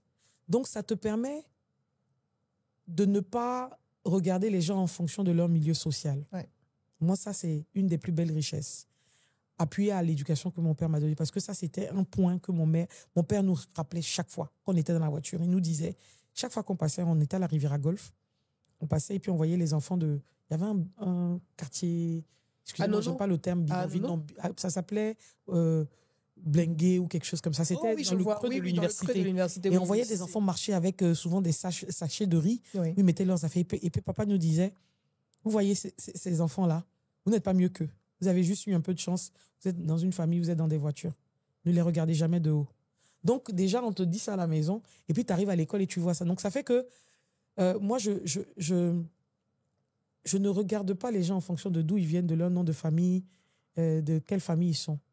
Et d'ailleurs, j'ai une sainte horreur et j'ai peu d'admiration ou peu de respect pour les gens dont le comportement change en fonction de ton titre et en fonction de qui tu es. Ça me dérange. Ouais. C'est-à-dire, je vais rigoler parce qu'on a le droit d'être différent. Moi, je pense qu'on est des personnes, on a le droit d'être différent. Mais j'ai pas beaucoup de respect pour ce type de personnes-là. Et donc ça, c'est vraiment une valeur que Sainte-Marie nous a inculquée. Deuxième chose, c'est une école où il n'y avait pas de garçons. Ouais. Donc, on était concentrés. Voilà. Bon, c'est vrai que nous coupait les cheveux. Mais moi, j'étais présidente des élèves et puis une année, j'ai fait une kermesse, j'ai invité les garçons. Ça m'a valu un conseil de discipline. Ça, c'est mon petit côté, là. Voilà. Ah bon? Oui.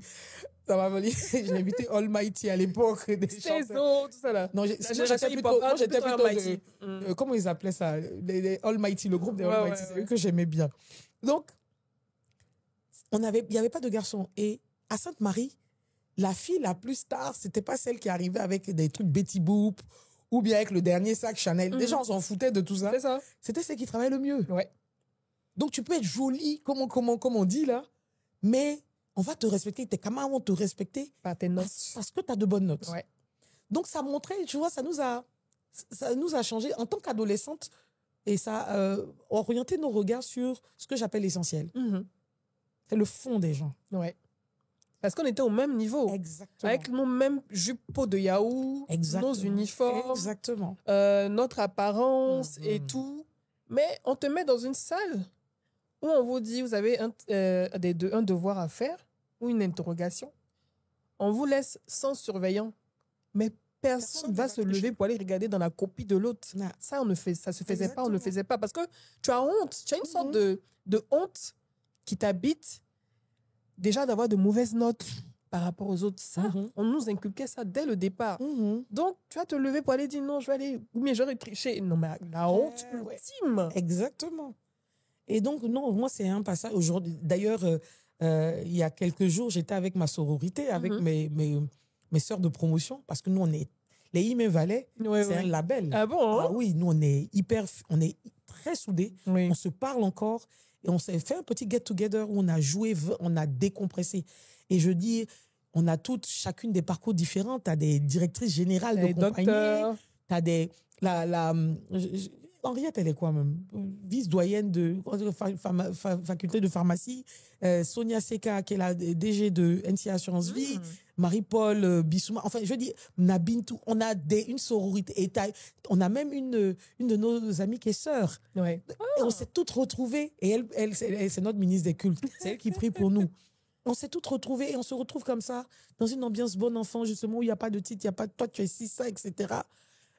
Et voilà, on partage. Ouais. Et puis, lorsqu'on a besoin l'une des autres, on s'entraide. Donc, ça, c'est vraiment cet esprit Sainte-Marie-là qu'on a gardé. Et d'ailleurs, notre parrain de promotion, c'était Tidiane Thiam. Qui vient du lycée classique, qui a fait ses classes. Exactement. Oui. Et je pense que c'était la première fois qu'il était parrain d'une promotion. Il avait porté, je me rappelle, une chemise comme ça, le jour de la promotion.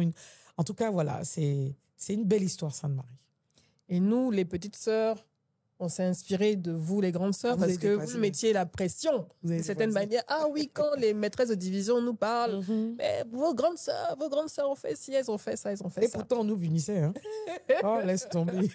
Regarde, chaque promotion a subi les punitions qu'elle devait subir. Parce que bon, on était aussi un peu turbulente. Hein. Même si on est concentré, on est un peu turbulente quand même. Ouais. Alors, tu as parlé du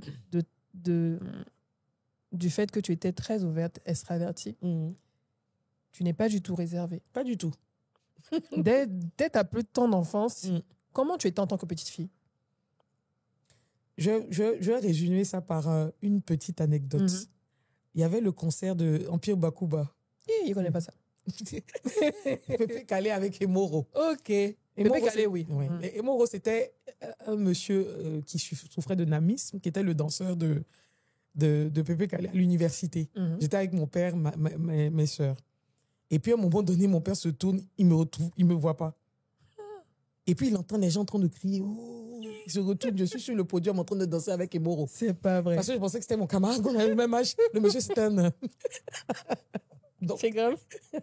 Donc, en fait, j'étais comme ça. J'étais une enfant très extravertie, très transparente. Pas beaucoup de chichi. J'étais pas girly. En même temps, j'étais très entourée. J'avais beaucoup de camarades. Moi, j'étais celle qui avait plein d'amis au quartier. J'aimais danser et je savais danser. Maintenant, je sais plus. Hein? Ah non, je savais danser. Hein. Donc, c'est à toi de donner 500 francs pendant les anniversaires. J'ai eu trop d'argent. Mais moi, c'est pas les anniversaires. Moi, c'était les vraies enveloppes. Hein. Ah non, je dansais bien. Ah, ça. Même quand j'arrivais à l'époque de l'adolescence, quand j'ai commencé à aller en boîte et tout, quand j'arrivais, je savais danser. Ah, tu tuais là-bas. Oui, je tuais. Tu es membre d'une... vous êtes plusieurs frères, plusieurs sœurs, vous êtes que des sœurs ou Non, on est 7. Ouais. On a une fratrie de 7, donc il y a 2 garçons et 5 filles. Waouh. Bon, tout le monde connaît Vanessa. Bien sûr. Larissa, qui est notaire, qui a son office pas très loin du commissariat d'Atoban. Il y a Edmé, ma grande sœur, j'ai Clarisse.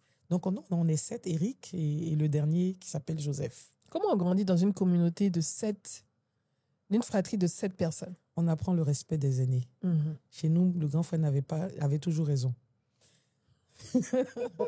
Non, mais en fait, c'est des élèves. Quand je dis toujours raison, c'est-à-dire avec une certaine objectivité. Oui, le respect. Mais tu n'allais jamais voir papa engueuler le grand frère quand il y avait une histoire en deux. Oui. Il donne toujours raison au grand frère d'abord. Et puis après, il va engueuler le grand frère en privé. Oui. Ça nous a appris le respect de la hiérarchie, quel que soit Alpha. Oui. Et moi, je pense qu'aujourd'hui, ça m'aide.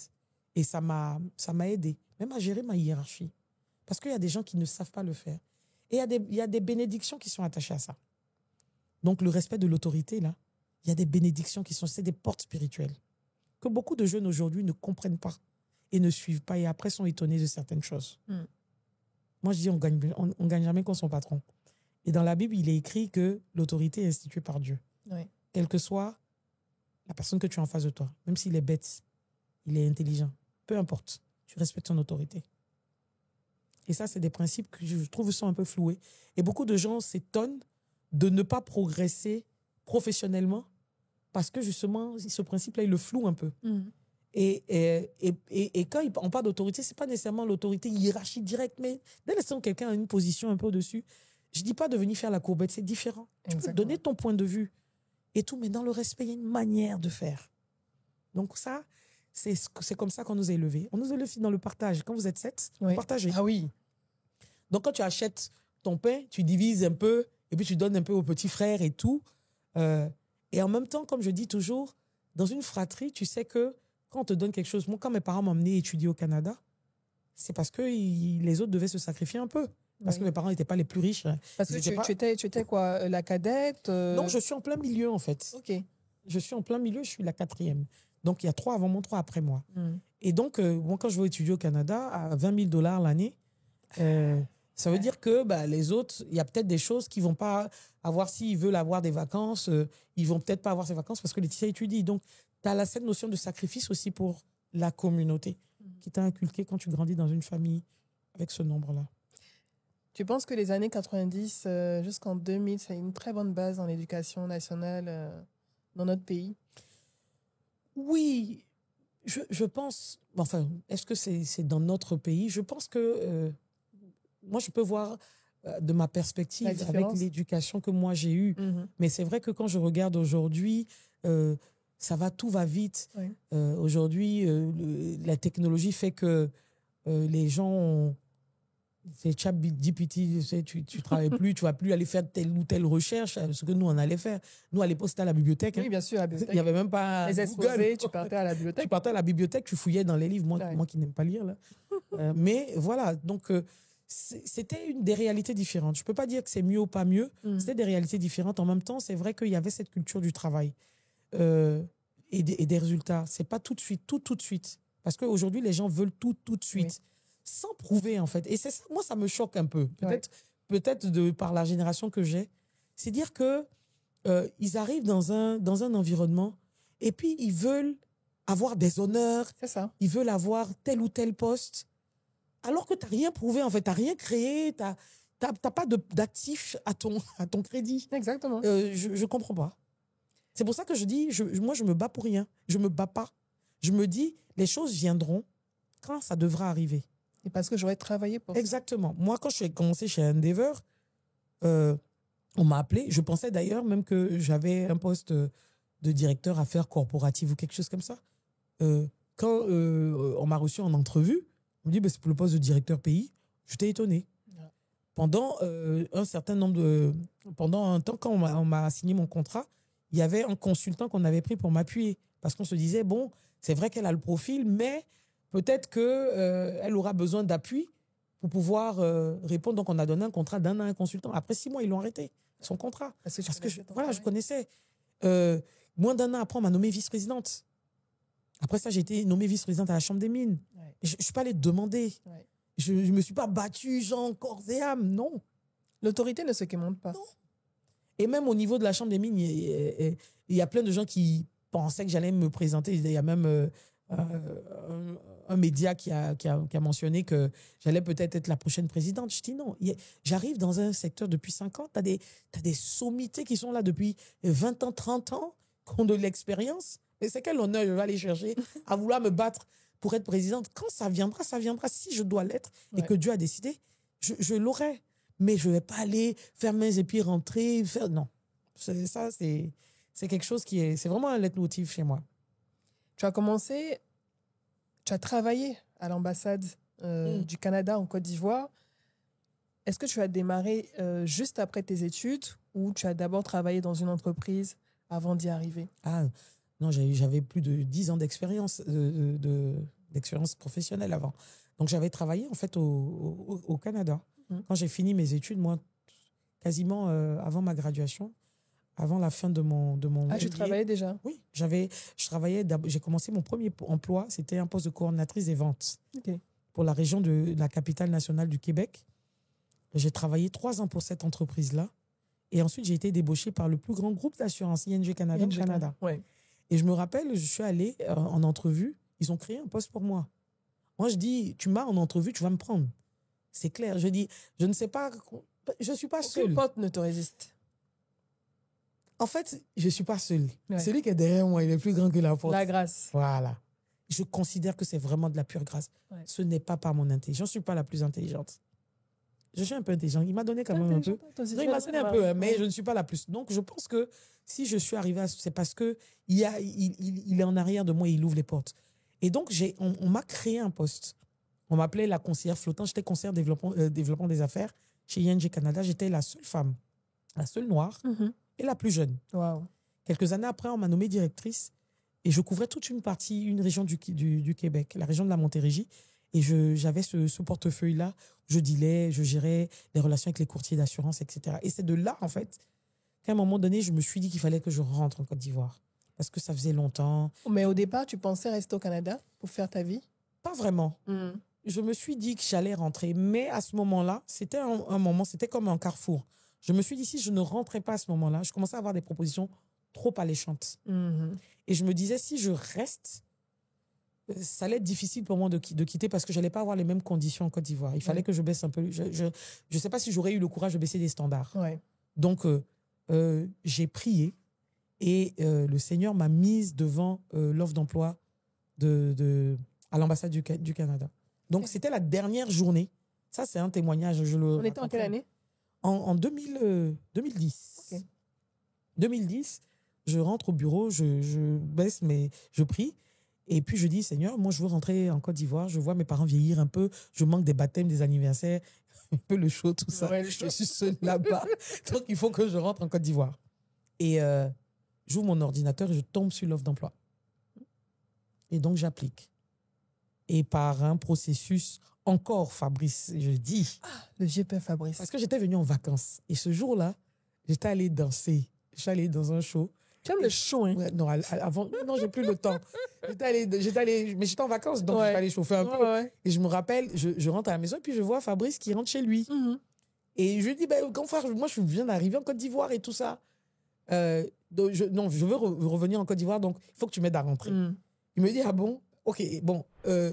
Et il a appelé la directrice de Tycoon à l'époque. Il dit, écoute, tu vas la rencontrer tel jour, elle va faire un article sur toi. J'ai dit, moi, je veux un boulot. Toi, tu me parles d'un article.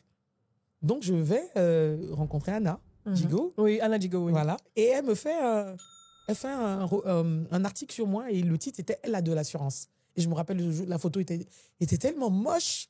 J'étais fatiguée. Je te dis, la photo était d'une mocheté. La photo a été prise au bureau. Je ne sais même pas où la photo a été prise. Mais en tout cas, cette photo-là, vraiment, excusez-moi, j'avais porté une robe à pois. Oh là là.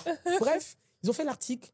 Et quand j'ai enclenché le processus de demande d'emploi, mon ambassadeur, en fait, un jour au plateau, dans un embouteillage, il y a un jeune qui lui vend le Tycoon, qui insiste pour lui vendre le Tycoon. C'est pas vrai. Et elle achète, elle tombe sur mon profil. L'ambassadeur. Oui, l'ambassadeur du Canada de l'époque. Qui va ensuite te recruter. Exactement. Incroyable. Donc, elle tombe sur mon profil, elle voit le nom, et pas commun. Elle voit le nom. Et donc, quand je fais... Tout de suite, bon, tu vois, quelqu'un qui est au Canada, on parle d'elle en Côte d'Ivoire, c'est des relations bilatérales. Donc, ça a fortement contribué. Sinon, c'était la clé de mon embauche parce que je répondais pas à tous les critères. Les critères, c'était il fallait avoir travaillé 10 ans en Côte d'Ivoire. J'avais jamais travaillé en Côte d'Ivoire. J'avais fait toute ma carrière au Canada. Waouh. Donc, je suis rentrée comme ça. On m'a appelé, j'étais à Cuba, je me rappelle. J'avais un cigare dans la bouche d'ailleurs quand on m'a appelé avec un petit Cuba Libre. Ok. Ah oui, oui. Ah ouais, s'il te plaît. Bon, on travaille pour ça. Ah ouais. Bon, ça, c'était derrière moi. Ça, c'était avant. Mais voilà, je suis rentrée. Et puis, on m'a appelé pour me dire que j'avais le poste en Côte d'Ivoire. C'est comme ça que je suis rentrée. J'ai mis mes affaires dans le Donc, tu conteneur. postes carrément, on va dire, au dernier moment. Oui. Tu arrives en Côte d'Ivoire, Par tu tombes miracle. sur Fabrice. Oui. Il insiste pour que tu fasses l'article, tu apparaisses dans Tycoon. Et puis, l'ambassadeur tombe. Ah, c'est plus que la grâce. C'est ce que je dis. Je dis, quand Dieu passe par des gens dans la vie, il y a des valeurs avec lesquelles il ne faut pas badiner. Ouais. L'humilité. Ça, je le dis surtout dans toutes les conférences où je vais. Il y a des gens qui trouvent que je suis pas... Ça me fait sourire parce que je dis, c'est des gens qui ne me connaissent pas.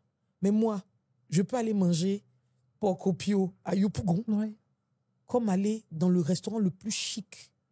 Je suis à l'aise dans tous les milieux. Tu sais t'adapter. Ah oui. Et puis, tu es simple. Bon, je sais pas si... oui, peut-être. Mais en tout cas, je non, dis... d'un manière, quoi. Tu vois? Oui, non, je suis sans façon. Ouais. Et puis, donc, l'humilité, pour moi, c'est la chose qui fait aussi que tu ne regardes pas les autres de haut. Ouais. Parce qu'à la fin de la journée, on a le palu et la diarrhée de la même manière. Ouais. C'est l'humilité qui fait que tu te remets en question Ouais. quand tu fais des erreurs. Et que tu te pardonnes quand tu fais des erreurs aussi parce que tu n'es pas parfait. et la loyauté. C'est pour ça que je dis, il y a des gens qui sont dans une entreprise et puis on entend le nom du patron est partout dehors. Même s'il est méchant, mais réglez ça. Ça, c'est la loyauté. Ouais. Et tu vois, comme je dis, l'égalité, moi, je dis toujours, je ne suis pas impressionnée par le matériel. Pareil pour C'est-à-dire, moi. j'aime bien. Oui, on aime se faire plaisir et tout. Qui me plaît. Mais genre, je vois quelqu'un qui a la Genre, tu rangée, la vas te tête. tuer pour ça, mais tu vas souffrir dans ta Oui, chair parce que tu n'as pas ça. de sac Hermès. C'est-à-dire, c'est joli. Ouais. Ça Mais me bon. plaît. Si je peux, je l'achèterai. Mhm. Mais c'est pas genre, je vois quelqu'un puis, waouh. Ouais, je suis impressionnée. Non, mais vraiment pas du tout. Quoi. Ouais. Mais Comme pas moi. du tout. Ça me dit absolument rien. Et donc, tu fais plusieurs années pour lesquelles tu travailles pour le gouvernement du Canada, parce que travailler à l'ambassade, c'est travailler pour le gouvernement du Canada. Quelles sont tes plus grandes réussites dans ce rôle au sein de l'ambassade du Canada en Côte d'Ivoire? Ma plus grande fierté, ce sont les avions bombardiers de Air Côte d'Ivoire. Oh, ok. Ouais. Bombardier devait venir... Enfin, Bombardier, j'apprends qu'il y a une nouvelle compagnie nationale qui doit être créée. Non, on était en quelle année? Ouf, je ne me rappelle plus. Très honnêtement, je ne l'ai pas en tête. Ok. Mais c'était au début de Air Côte d'Ivoire. Enfin, Air Ivoire, pardon. Air Ivoire avait été dissous. Oui. Et la Air Côte d'Ivoire la nouvelle compagnie, voilà. Et René Décuré venait d'être nommé. Donc, je vois dans les journaux, nouvelle compagnie, le nouveau DG s'appelle tel, le PCA, Général Koulibaly, etc. Et je sais qu'au Canada, il y a Bombardier qui a des avions qui sont utilisés par Askai, qui est le concurrent, et qui sont compétitifs. Ok.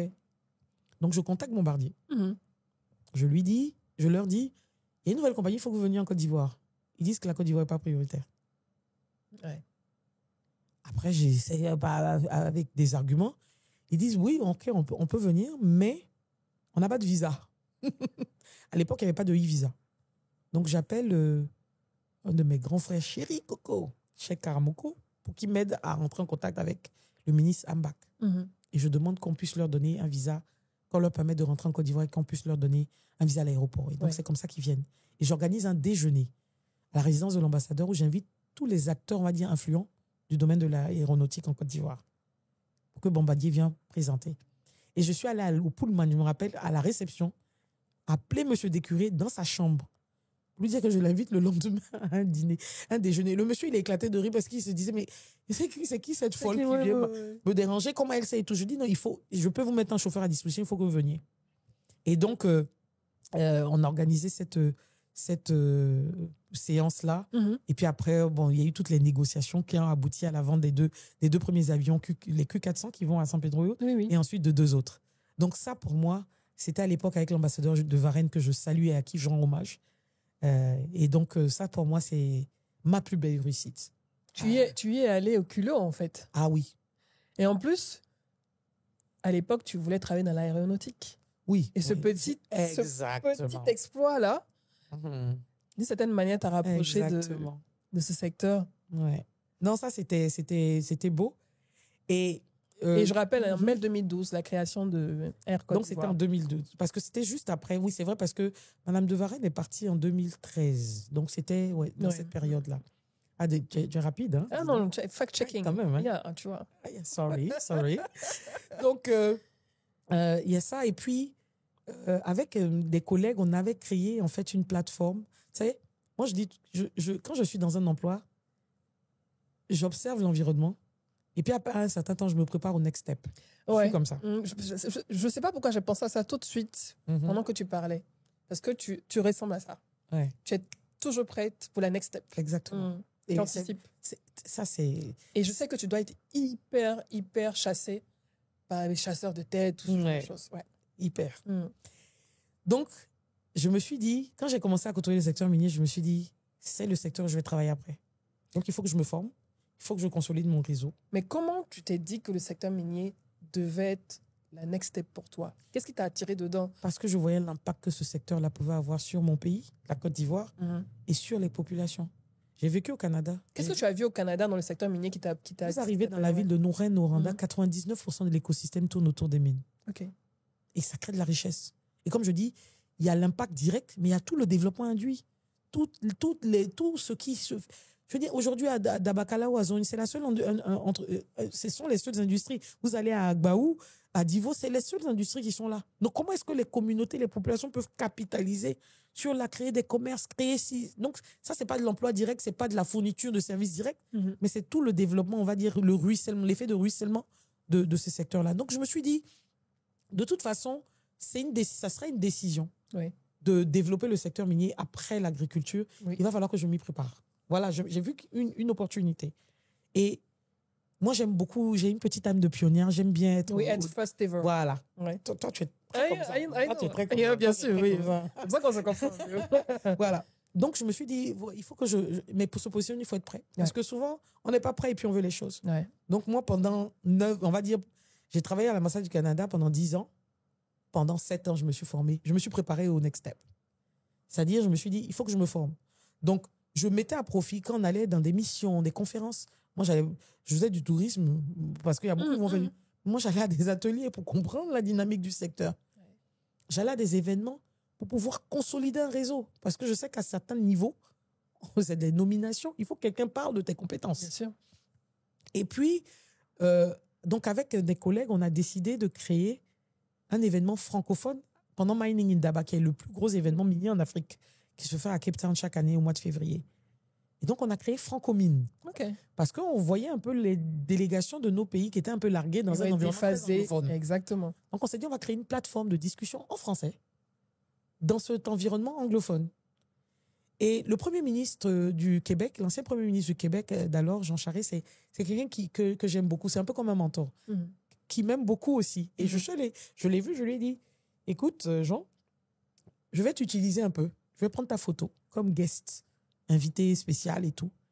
Et le ministre Jean-Claude Brou de l'époque, je lui ai demandé si je pouvais aussi utiliser sa photo pour créer une plateforme d'échange avec tous les on va dire les délégations ministérielles francophones et puis l'industrie minière canadienne, puisque je travaillais pour le gouvernement.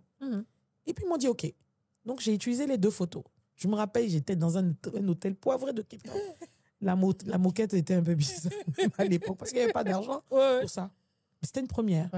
Et dans les couloirs de Indaba, je rencontre un oncle qui me dit qu'il travaille au ministère des Mines du Gabon. Donc, je dis, ramène ton ministre. Donc, ça me fait 3 ministres. Première année, on va dire 30-40 personnes. 7 ans après, l'événement il y avait plus d'une centaine de personnes et c'est rentré dans le programme officiel. Et cet événement-là m'a permis aujourd'hui de connaître le ministre de Madagascar, le conseiller du ministre du président de la République de tel ou tel pays, etc. Parce que tu les rencontres. Bien sûr. Et c'est, comme je dis, je travaillais, donc je produisais des résultats pour mon entreprise, pour le Canada, mais en même temps, je mettais à profit pour me préparer pour le next step. Tu capitalisais. Il faut toujours être un peu stratégique. Très smart. Voilà. Et aller au culot. Exactement. Et puis faire du business intelligence. Exactement. Donc, et c'est comme ça que quelques années après, j'ai été contacté. Tu t'es préparé pour le job qui t'attendait. Exactement. Et d'ailleurs, j'avais aidé l'équipe Endeavor à l'époque à négocier pour l'obtention du permis de Agbaou. Quand j'étais du côté ambassade. Ça, c'est un excellent moyen de facilitation. Exactement. L'entretien, je veux dire, ta sélection a pris du temps entre le premier entretien et ta nomination. C'est genre 6 mois, 3 mois ou 1 an. Ça a pris combien de temps? Entre le premier entretien et ma nomination, 3 mois. Ah ouais? Donc ça dure, 6 mois? J'ai fait un premier entretien. Ensuite, on m'a contacté pour aller rencontrer le CEO qui était en escale à Abidjan. Donc, on s'est rencontrés au GTEx. On a parlé. C'est là où il y a les jets privés, là? OK. Donc, on a parlé. Après ça, j'ai rencontré peut-être 1 semaine après le vice-président ressources humaines. Puis on m'a signé mon contrat. Merci. Sainte-Marie. Sainte-Marie, non. Aujourd'hui, comment tu définirais rapidement ton management, ton style de management? Parce que tu es une femme. Et j'imagine forcément dans un secteur qui est dominé par les hommes, Peut-être qu'il y a parfois des frictions au début, dans l'acceptation, et même au-delà de tout, même des caractères différents et tout. Quel est ton style de management et comment tu arrives à, comment je peux dire, à obtenir ce que tu veux des gens? Déjà, je ne pense pas que les hommes me voient comme une femme. Je sais pas. J'ai comme l'impression qu'ils me voient comme leur égal, très honnêtement. Enfin, pas que les femmes sont pas égales aux hommes, mais je pense qu'ils font pas cette distinction-là. À un moment donné, quand tu es compétente, on voit un employé compétent. Ouais. Je pense pas qu'on voit une femme ou un homme. Ouais. Maintenant, c'est vrai qu'il y a des parties du mois où tu as mal au ventre et puis, bon, on sait qu'on doit te ménager un peu. Ou voilà. Mais je ne sens pas un traitement différent. Oui. Ensuite, tout est une question d'assurance et de confiance en soi. Moi, j'ai une confiance en moi, je dirais pas extrême. Je suis pas pédante, mais je pense que toute porte a une clé. En tout cas, toute porte peut être défonçable. Il n'y a pas d'obstacle pour toi. Voilà. Donc, et puis à un moment donné, il faut avoir aussi de l'intelligence émotionnelle pour comprendre qui tu as en face de toi et comment tu dois dealer avec la personne. Il y a des gens, quand tu arrives en discussion avec eux, il y a des gens qui vont respecter tout de suite des personnes qui savent qu'ils ne vont pas se laisser marcher dessus. Il ne faut pas arriver avec se jouer les faibles. Non, ils ne vont pas te respecter dès le départ. Donc, moi, j'ai des moments où je rentre en négociation, puis les premières interactions, c'était clash. Mais quand vous clashez, et puis après, la personne te respecte. Ouais. Voilà. Il y a des gens qui ont le type de personnalité où tu dois t'intéresser à eux. Tu arrives dans leur bureau, tu vois des photos, pose des questions sur eux. Il faut que tu apprennes à les connaître, qui sentent que tu as un intérêt pour leur personne d'abord avant de venir tout de suite demander ce que tu veux. Ouais. Tu as un autre type de personnes qui, eux, ils n'ont pas le temps à perdre. Si tu viens commencer à poser des questions sur son chien, il va te chasser. Voilà, il va te chasser. Ouais. Donc, il faut aller tout de suite. Donc, il faut aussi avoir cette intelligence émotionnelle pour savoir qui est en face de toi. Ouais.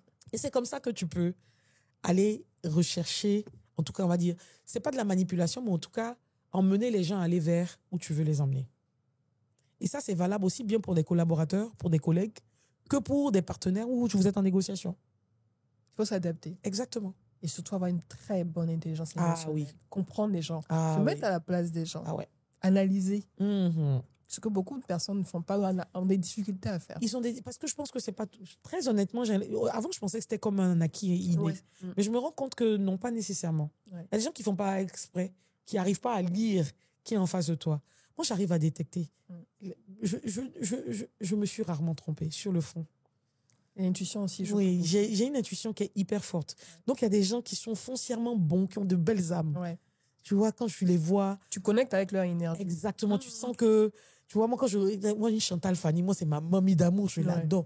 Mariam Diaby, on ne s'est pas vu beaucoup, mais Mariam, tout le monde la voit super apprêtée. Mais c'est quelqu'un qui a...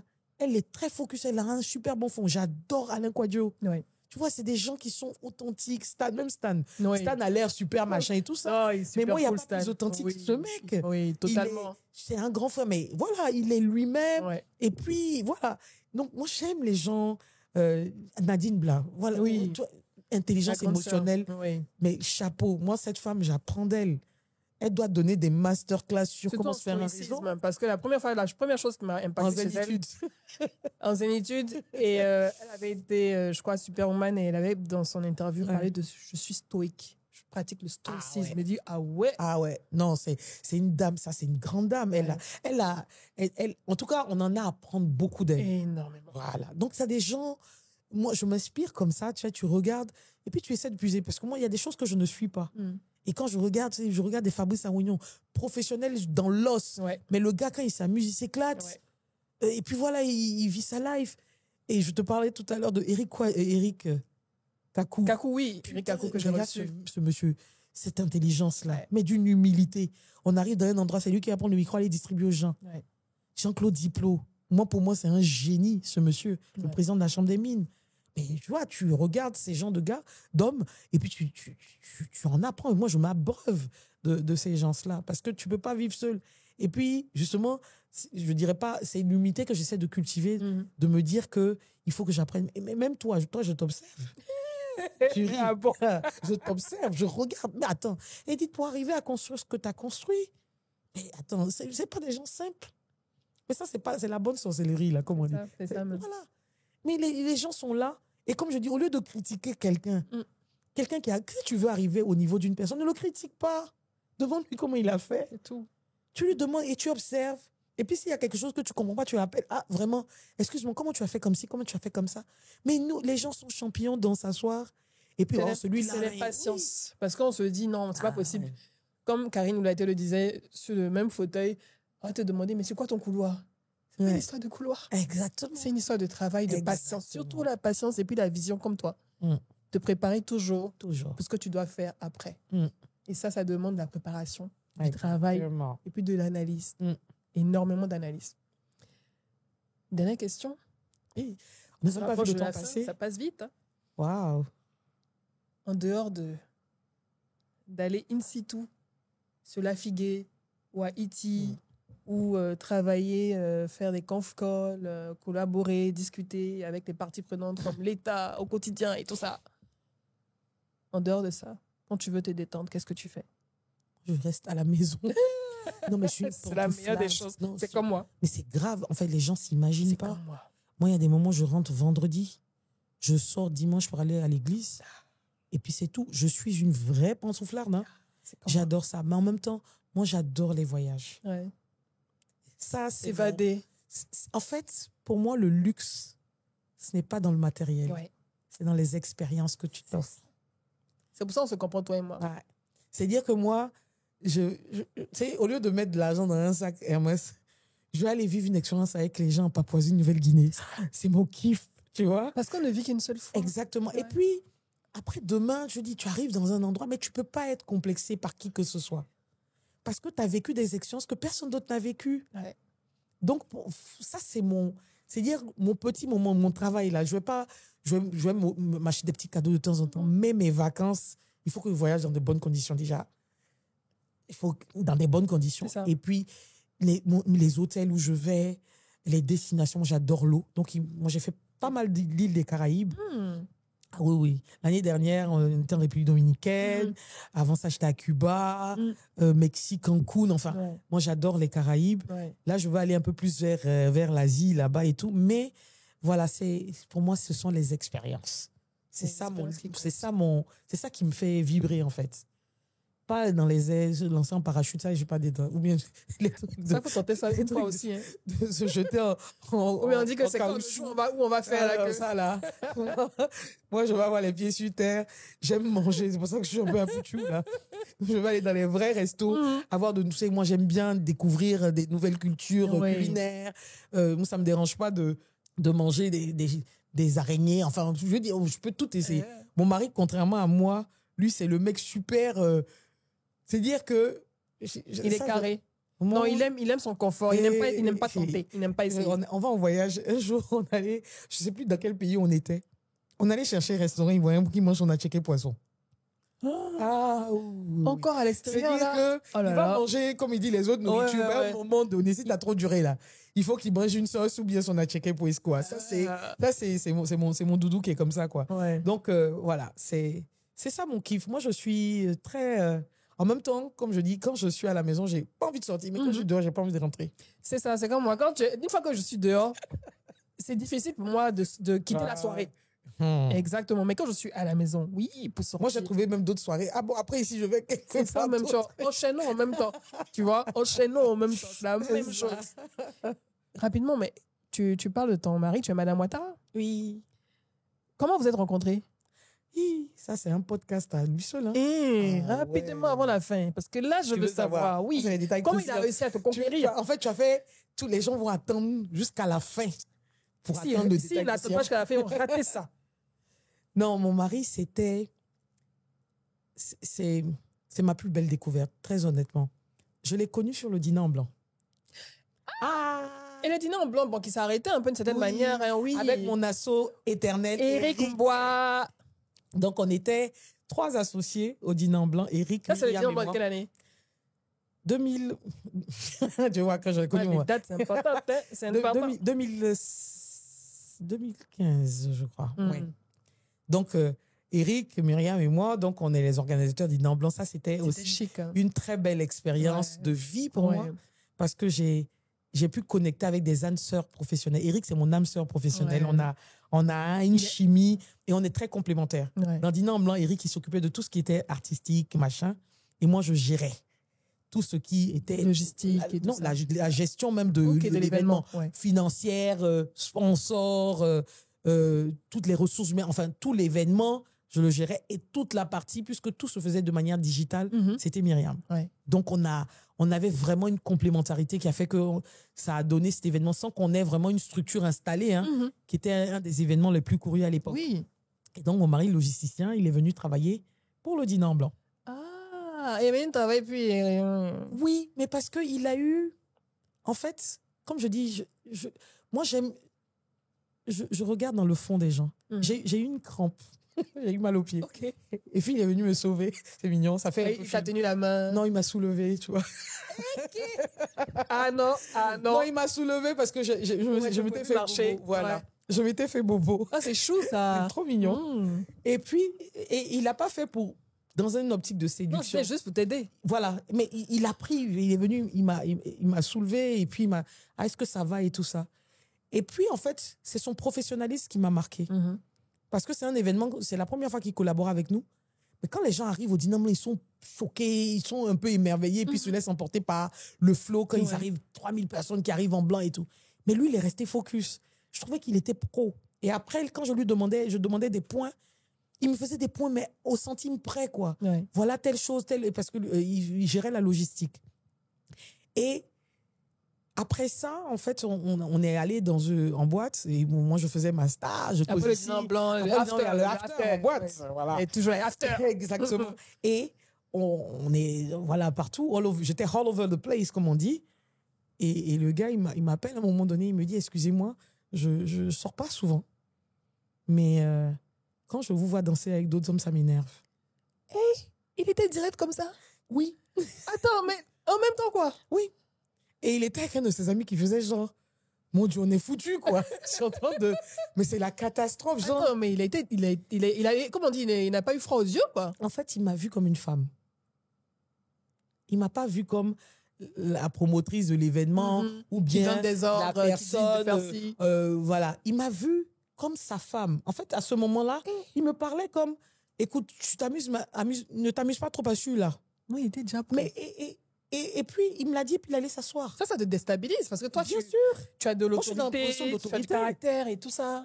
Et puis, un homme qui vient, en plus, il est, on va dire, en position où moi, je suis en position d'autorité sur lui. Oui, parce que c'est puisqu'il toi qui vient le plus sur paye. mon événement. Oui. Exactement, c'est mon fournisseur. Ouais.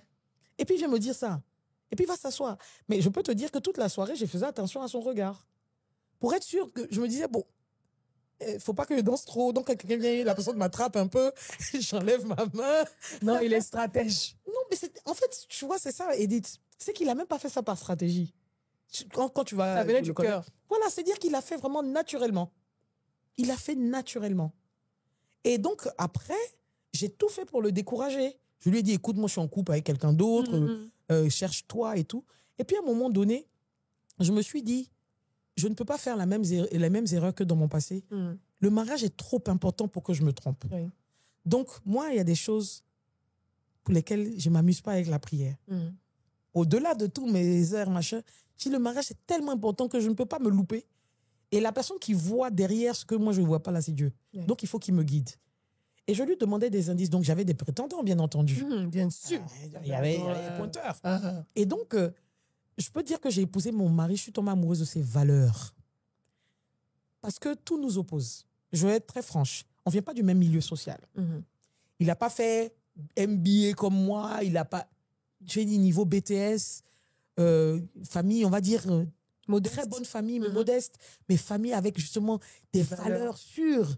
Un papa, maman, ils sont 2 enfants.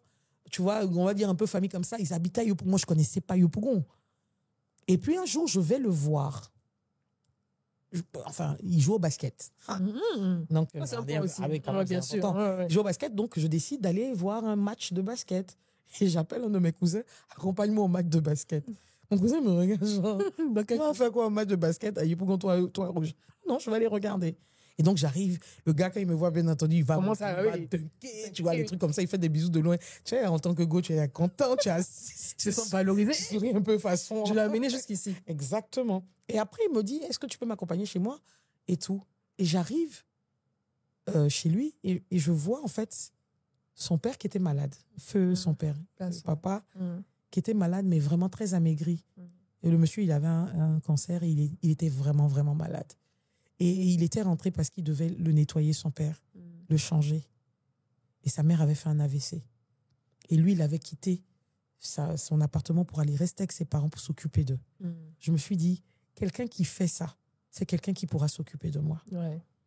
Si je suis un jour impotente, si je ne peux pas bouger. C'est tous ces éléments-là qui ont fait que je me suis dit à un moment donné, voilà quelqu'un qui a ce que je recherche, ces valeurs de respect, et ensemble on prie. Moi, c'est mon kiff. Hein. C'est-à-dire, moi, quand je vais les dimanches à l'église, mon mari, là, c'est comme si je suis allé en boîte. Hein. Ouais. C'est notre kiff, quoi. Je change, j'attrape sa mère, on prie ensemble. C'est notre show. Ouais. Et puis, j'ai partagé ce moment-là, parce que ça, c'était une des prières que j'ai fait à Dieu. J'ai dit, si je n'ai pas un homme avec qui je peux prier, Seigneur, j'ai dit, tu vas me pardonner, je vais avoir des petits gars après, quoi. Mais je ne vais pas me marier. Ouais. Et puis Dieu me l'a donné. Donc, voilà, je suis reconnaissante au divin. Tu as trouvé ton âme sœur. J'espère, hein. C'est jamais ceux-là. Non, mais bon. Non, je pense. Je pense. C'est tellement puissant. Oui, non, c'est tellement puissant comme témoignage et tout. Parce que, comme on le disait au début de l'épisode, trouver son âme sœur pour exceller dans son domaine d'activité, c'est important. Et même dans sa carrière, dans sa vie même personnelle. Parce que si tu ne trouves pas la personne qui t'aide à avancer, qui te soutient, qui ne te rabaisse pas, qui ne t'humilie pas, parce qu'il se sent menacé. Exactement. Ou bien il est même jaloux de ton succès. Si tu as quelqu'un comme ça, tu vas aller nulle part. Ah ouais. Soit tu sors rapidement de la relation, soit tu acceptes et tu te perds totalement. Tu te sacrifies totalement, en fait. Tu as tout dit. C'est trouver quelqu'un qui... beaucoup de gens pariaient pas sur nous. Beaucoup. Ouais, non, ils sont différents, machin.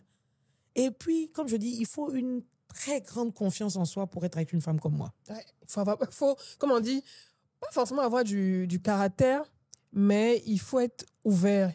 Il faut réellement aimer. Parce que je suis atypique. Hein. Je ne suis pas très typique ivoirienne. Je ne suis pas la femme qui va rester en place. Moi, j'arrive dans un endroit, je suis all over the place en train de saluer tout le monde, machin. Je suis très extravertie. Je n'ai pas ma langue. Je peux être grivoise de temps en temps. Voilà, tu vois, voilà. Et d'être avec une femme comme ça. Et puis, je suis exposée aussi. Je suis tout le temps dans des dîners, dans des événements mondains. Je voyage beaucoup. Et je veux dire, je gagne bien ma vie. Oui. Donc, à un moment donné, tu es indépendante. Si tu as un homme en face de toi qui est low self-esteem, tu es foutu. Mais quand mon mari parle, moi, quand il parle, hein, moi, je me tais. Parce que c'est lui c'est mon chef. Ouais. Le mariage est un accélérateur de destinée. On s'est trouvé, on se tire les uns les autres vers le haut. Et justement, je sais que j'aide aussi à tirer. Moi, il y a des choses qu'il ne savait pas. Il m'a dit, Laetitia, apprends-moi. Il n'a pas honte. L'humilité. Oui. Apprends-moi. Apprends-moi. C'est quoi les couverts? Comment on mange? Moi, j'ai appris à la maison, mais il faut bien que quelqu'un apprenne quelque part. Bien sûr. Mais nous, on arrive, tu vas aller au restaurant avec un gars, il ne sait pas manger, il ne sait pas manger comme ça. Non, apprends. Il sait pas apprends-lui. On se met à niveau ensemble. Ouais. C'est beau, hein? Ce qui est sur un tir où il est bon. Ouais. Moi, je suis pas du tout... Moi, je suis quelqu'un qui ne suis pas du tout bonne dans... Je n'aime pas le sport. J'aime pas transpirer. J'aime pas la sensation de transpirer. Mais tu vois, et il a une vie saine. Il est équilibré, en fait. C'est quelqu'un qui est hyper équilibré. Mais qui m'aide. Non, comme on mange pas gras, on fait pas ci, nanana, etc. Et moi, ça m'impressionne comment il a une maîtrise de son corps. C'est-à-dire que lui, quand on dit jeûne de 40 jours à l'église, il fait le jeûne de 40 jours. Moi, il a volé un peu. Tu vois? Ouais. Donc, il m'aide à me discipliner. Parce que moi, ça, c'est mon péché. C'est que les choses que j'aime te faire plaisir. Quand j'aime quelque chose, c'est difficile pour moi de laisser. Ouais. Et lui, il vient me discipliner. En fait, vous vous complétez. Ouais. C'est ça l'alchimie. Ouais. Et le travail d'équipe. Ouais. C'est un seul corps qui fonctionne ensemble pour le même objectif. Comme Monsieur Bleu. Bonjour, Monsieur Bleu. Elle fait ses yeux, chic comme ça. Tu m'as entendu la pêche. Il va prendre. Ah, tu as pris. C'est pour ça que je me reconnais. C'est ton podcast, c'est toi qui commandes. Tu vois, c'est pour ça que je me reconnais Ouais. dans ce témoignage aussi d'une certaine manière. Et j'espère que ça va toucher énormément Ouais. d'hommes, de femmes qui sont dans une carrière prometteuse, en devenir ou bien établie, ou des entrepreneurs qui démarrent ou qui sont aussi bien établis et qui réfléchissent au coéquipier ou à la coéquipière avec laquelle ils vont avancer. Parce que, comme on le dit, tout est spirituel, tout est divin, tout est énergie. Et on oublie souvent cet aspect dans le business, dans le travail. On est concentré sur l'aspect charnel, matériel, alors que cet aspect-là compte énormément. Et la personne avec laquelle on vit, avec qui on avance, le choix est également très important. Et ton témoignage est... Là, j'ai des frissons, en fait. J'ai failli même couler une larme dans une partie là. C'était fort. Et ça, merci. Franchement, je pense que c'est l'une des meilleures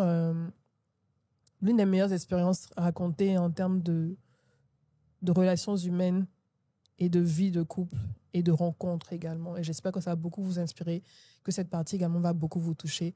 Au-delà de la femme puissante, la femme de pouvoir et d'autorité que tu es dans ce secteur minier, la femme influente également avec toutes ces autres femmes qui évoluent dans ce secteur, qui impriment leur touche, leur empreinte dans ce secteur grâce à leurs compétences, grâce à leur mérite, grâce à leur connaissance de ce secteur et à leur vision. Parce que vous avez une vision, vous savez où vous allez et vous inspirez la jeune génération de femmes qui également voudraient entrer dans ce secteur. Laetitia, tu penses que tu as tout dit? Tu avais des choses à dire? Tu penses que tu les as dites? Non, je ne peux plus dire. J'ai beaucoup dit. Non, je sais que tu as beaucoup dit. Ton podcast blague, hein, sérieusement. On s'y sent tellement à l'aise. On a l'impression... En fait, on ne voit pas les caméras. J'ai l'impression que je suis avec toi au café, vraiment, comme tu dis. Comme à ITC ou bien dans un café comme ça. Exactement. Non, sérieux, ça blague. Tu m'as blagué, donc tu as déjà eu beaucoup. Tous ceux qui sont venus, mais c'est ça. Non, mais je sais que tu avais des choses à dire, tu les as dites. Ouais, tu sais mettre à l'aise. Merci. Ça, c'est une grâce. Merci. Amen. Merci, ma sœur. C'est le but. Je t'aime beaucoup. Ça fait plaisir. Moi aussi, je t'aime beaucoup. Tu es une inspiration. Franchement, je suis fière de dire que je connais Laetitia Gadebekou-Ouattara.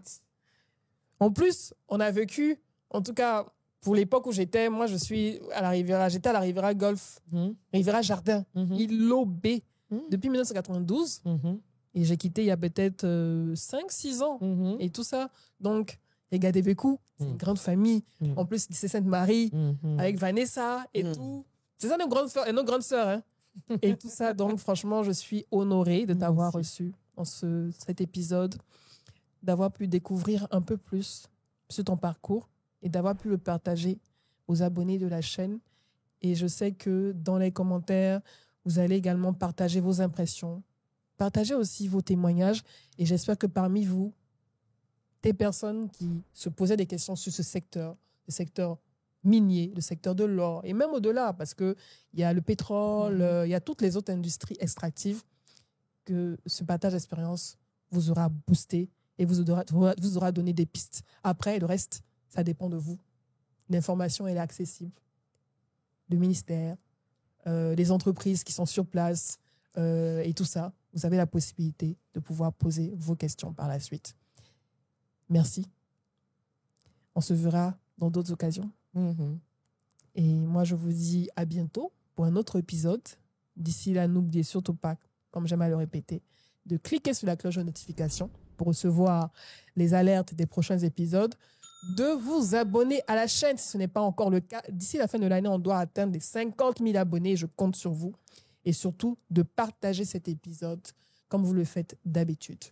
Je vous donne rendez-vous avec un ou une prochaine invitée. Et je vous dis ciao, ciao.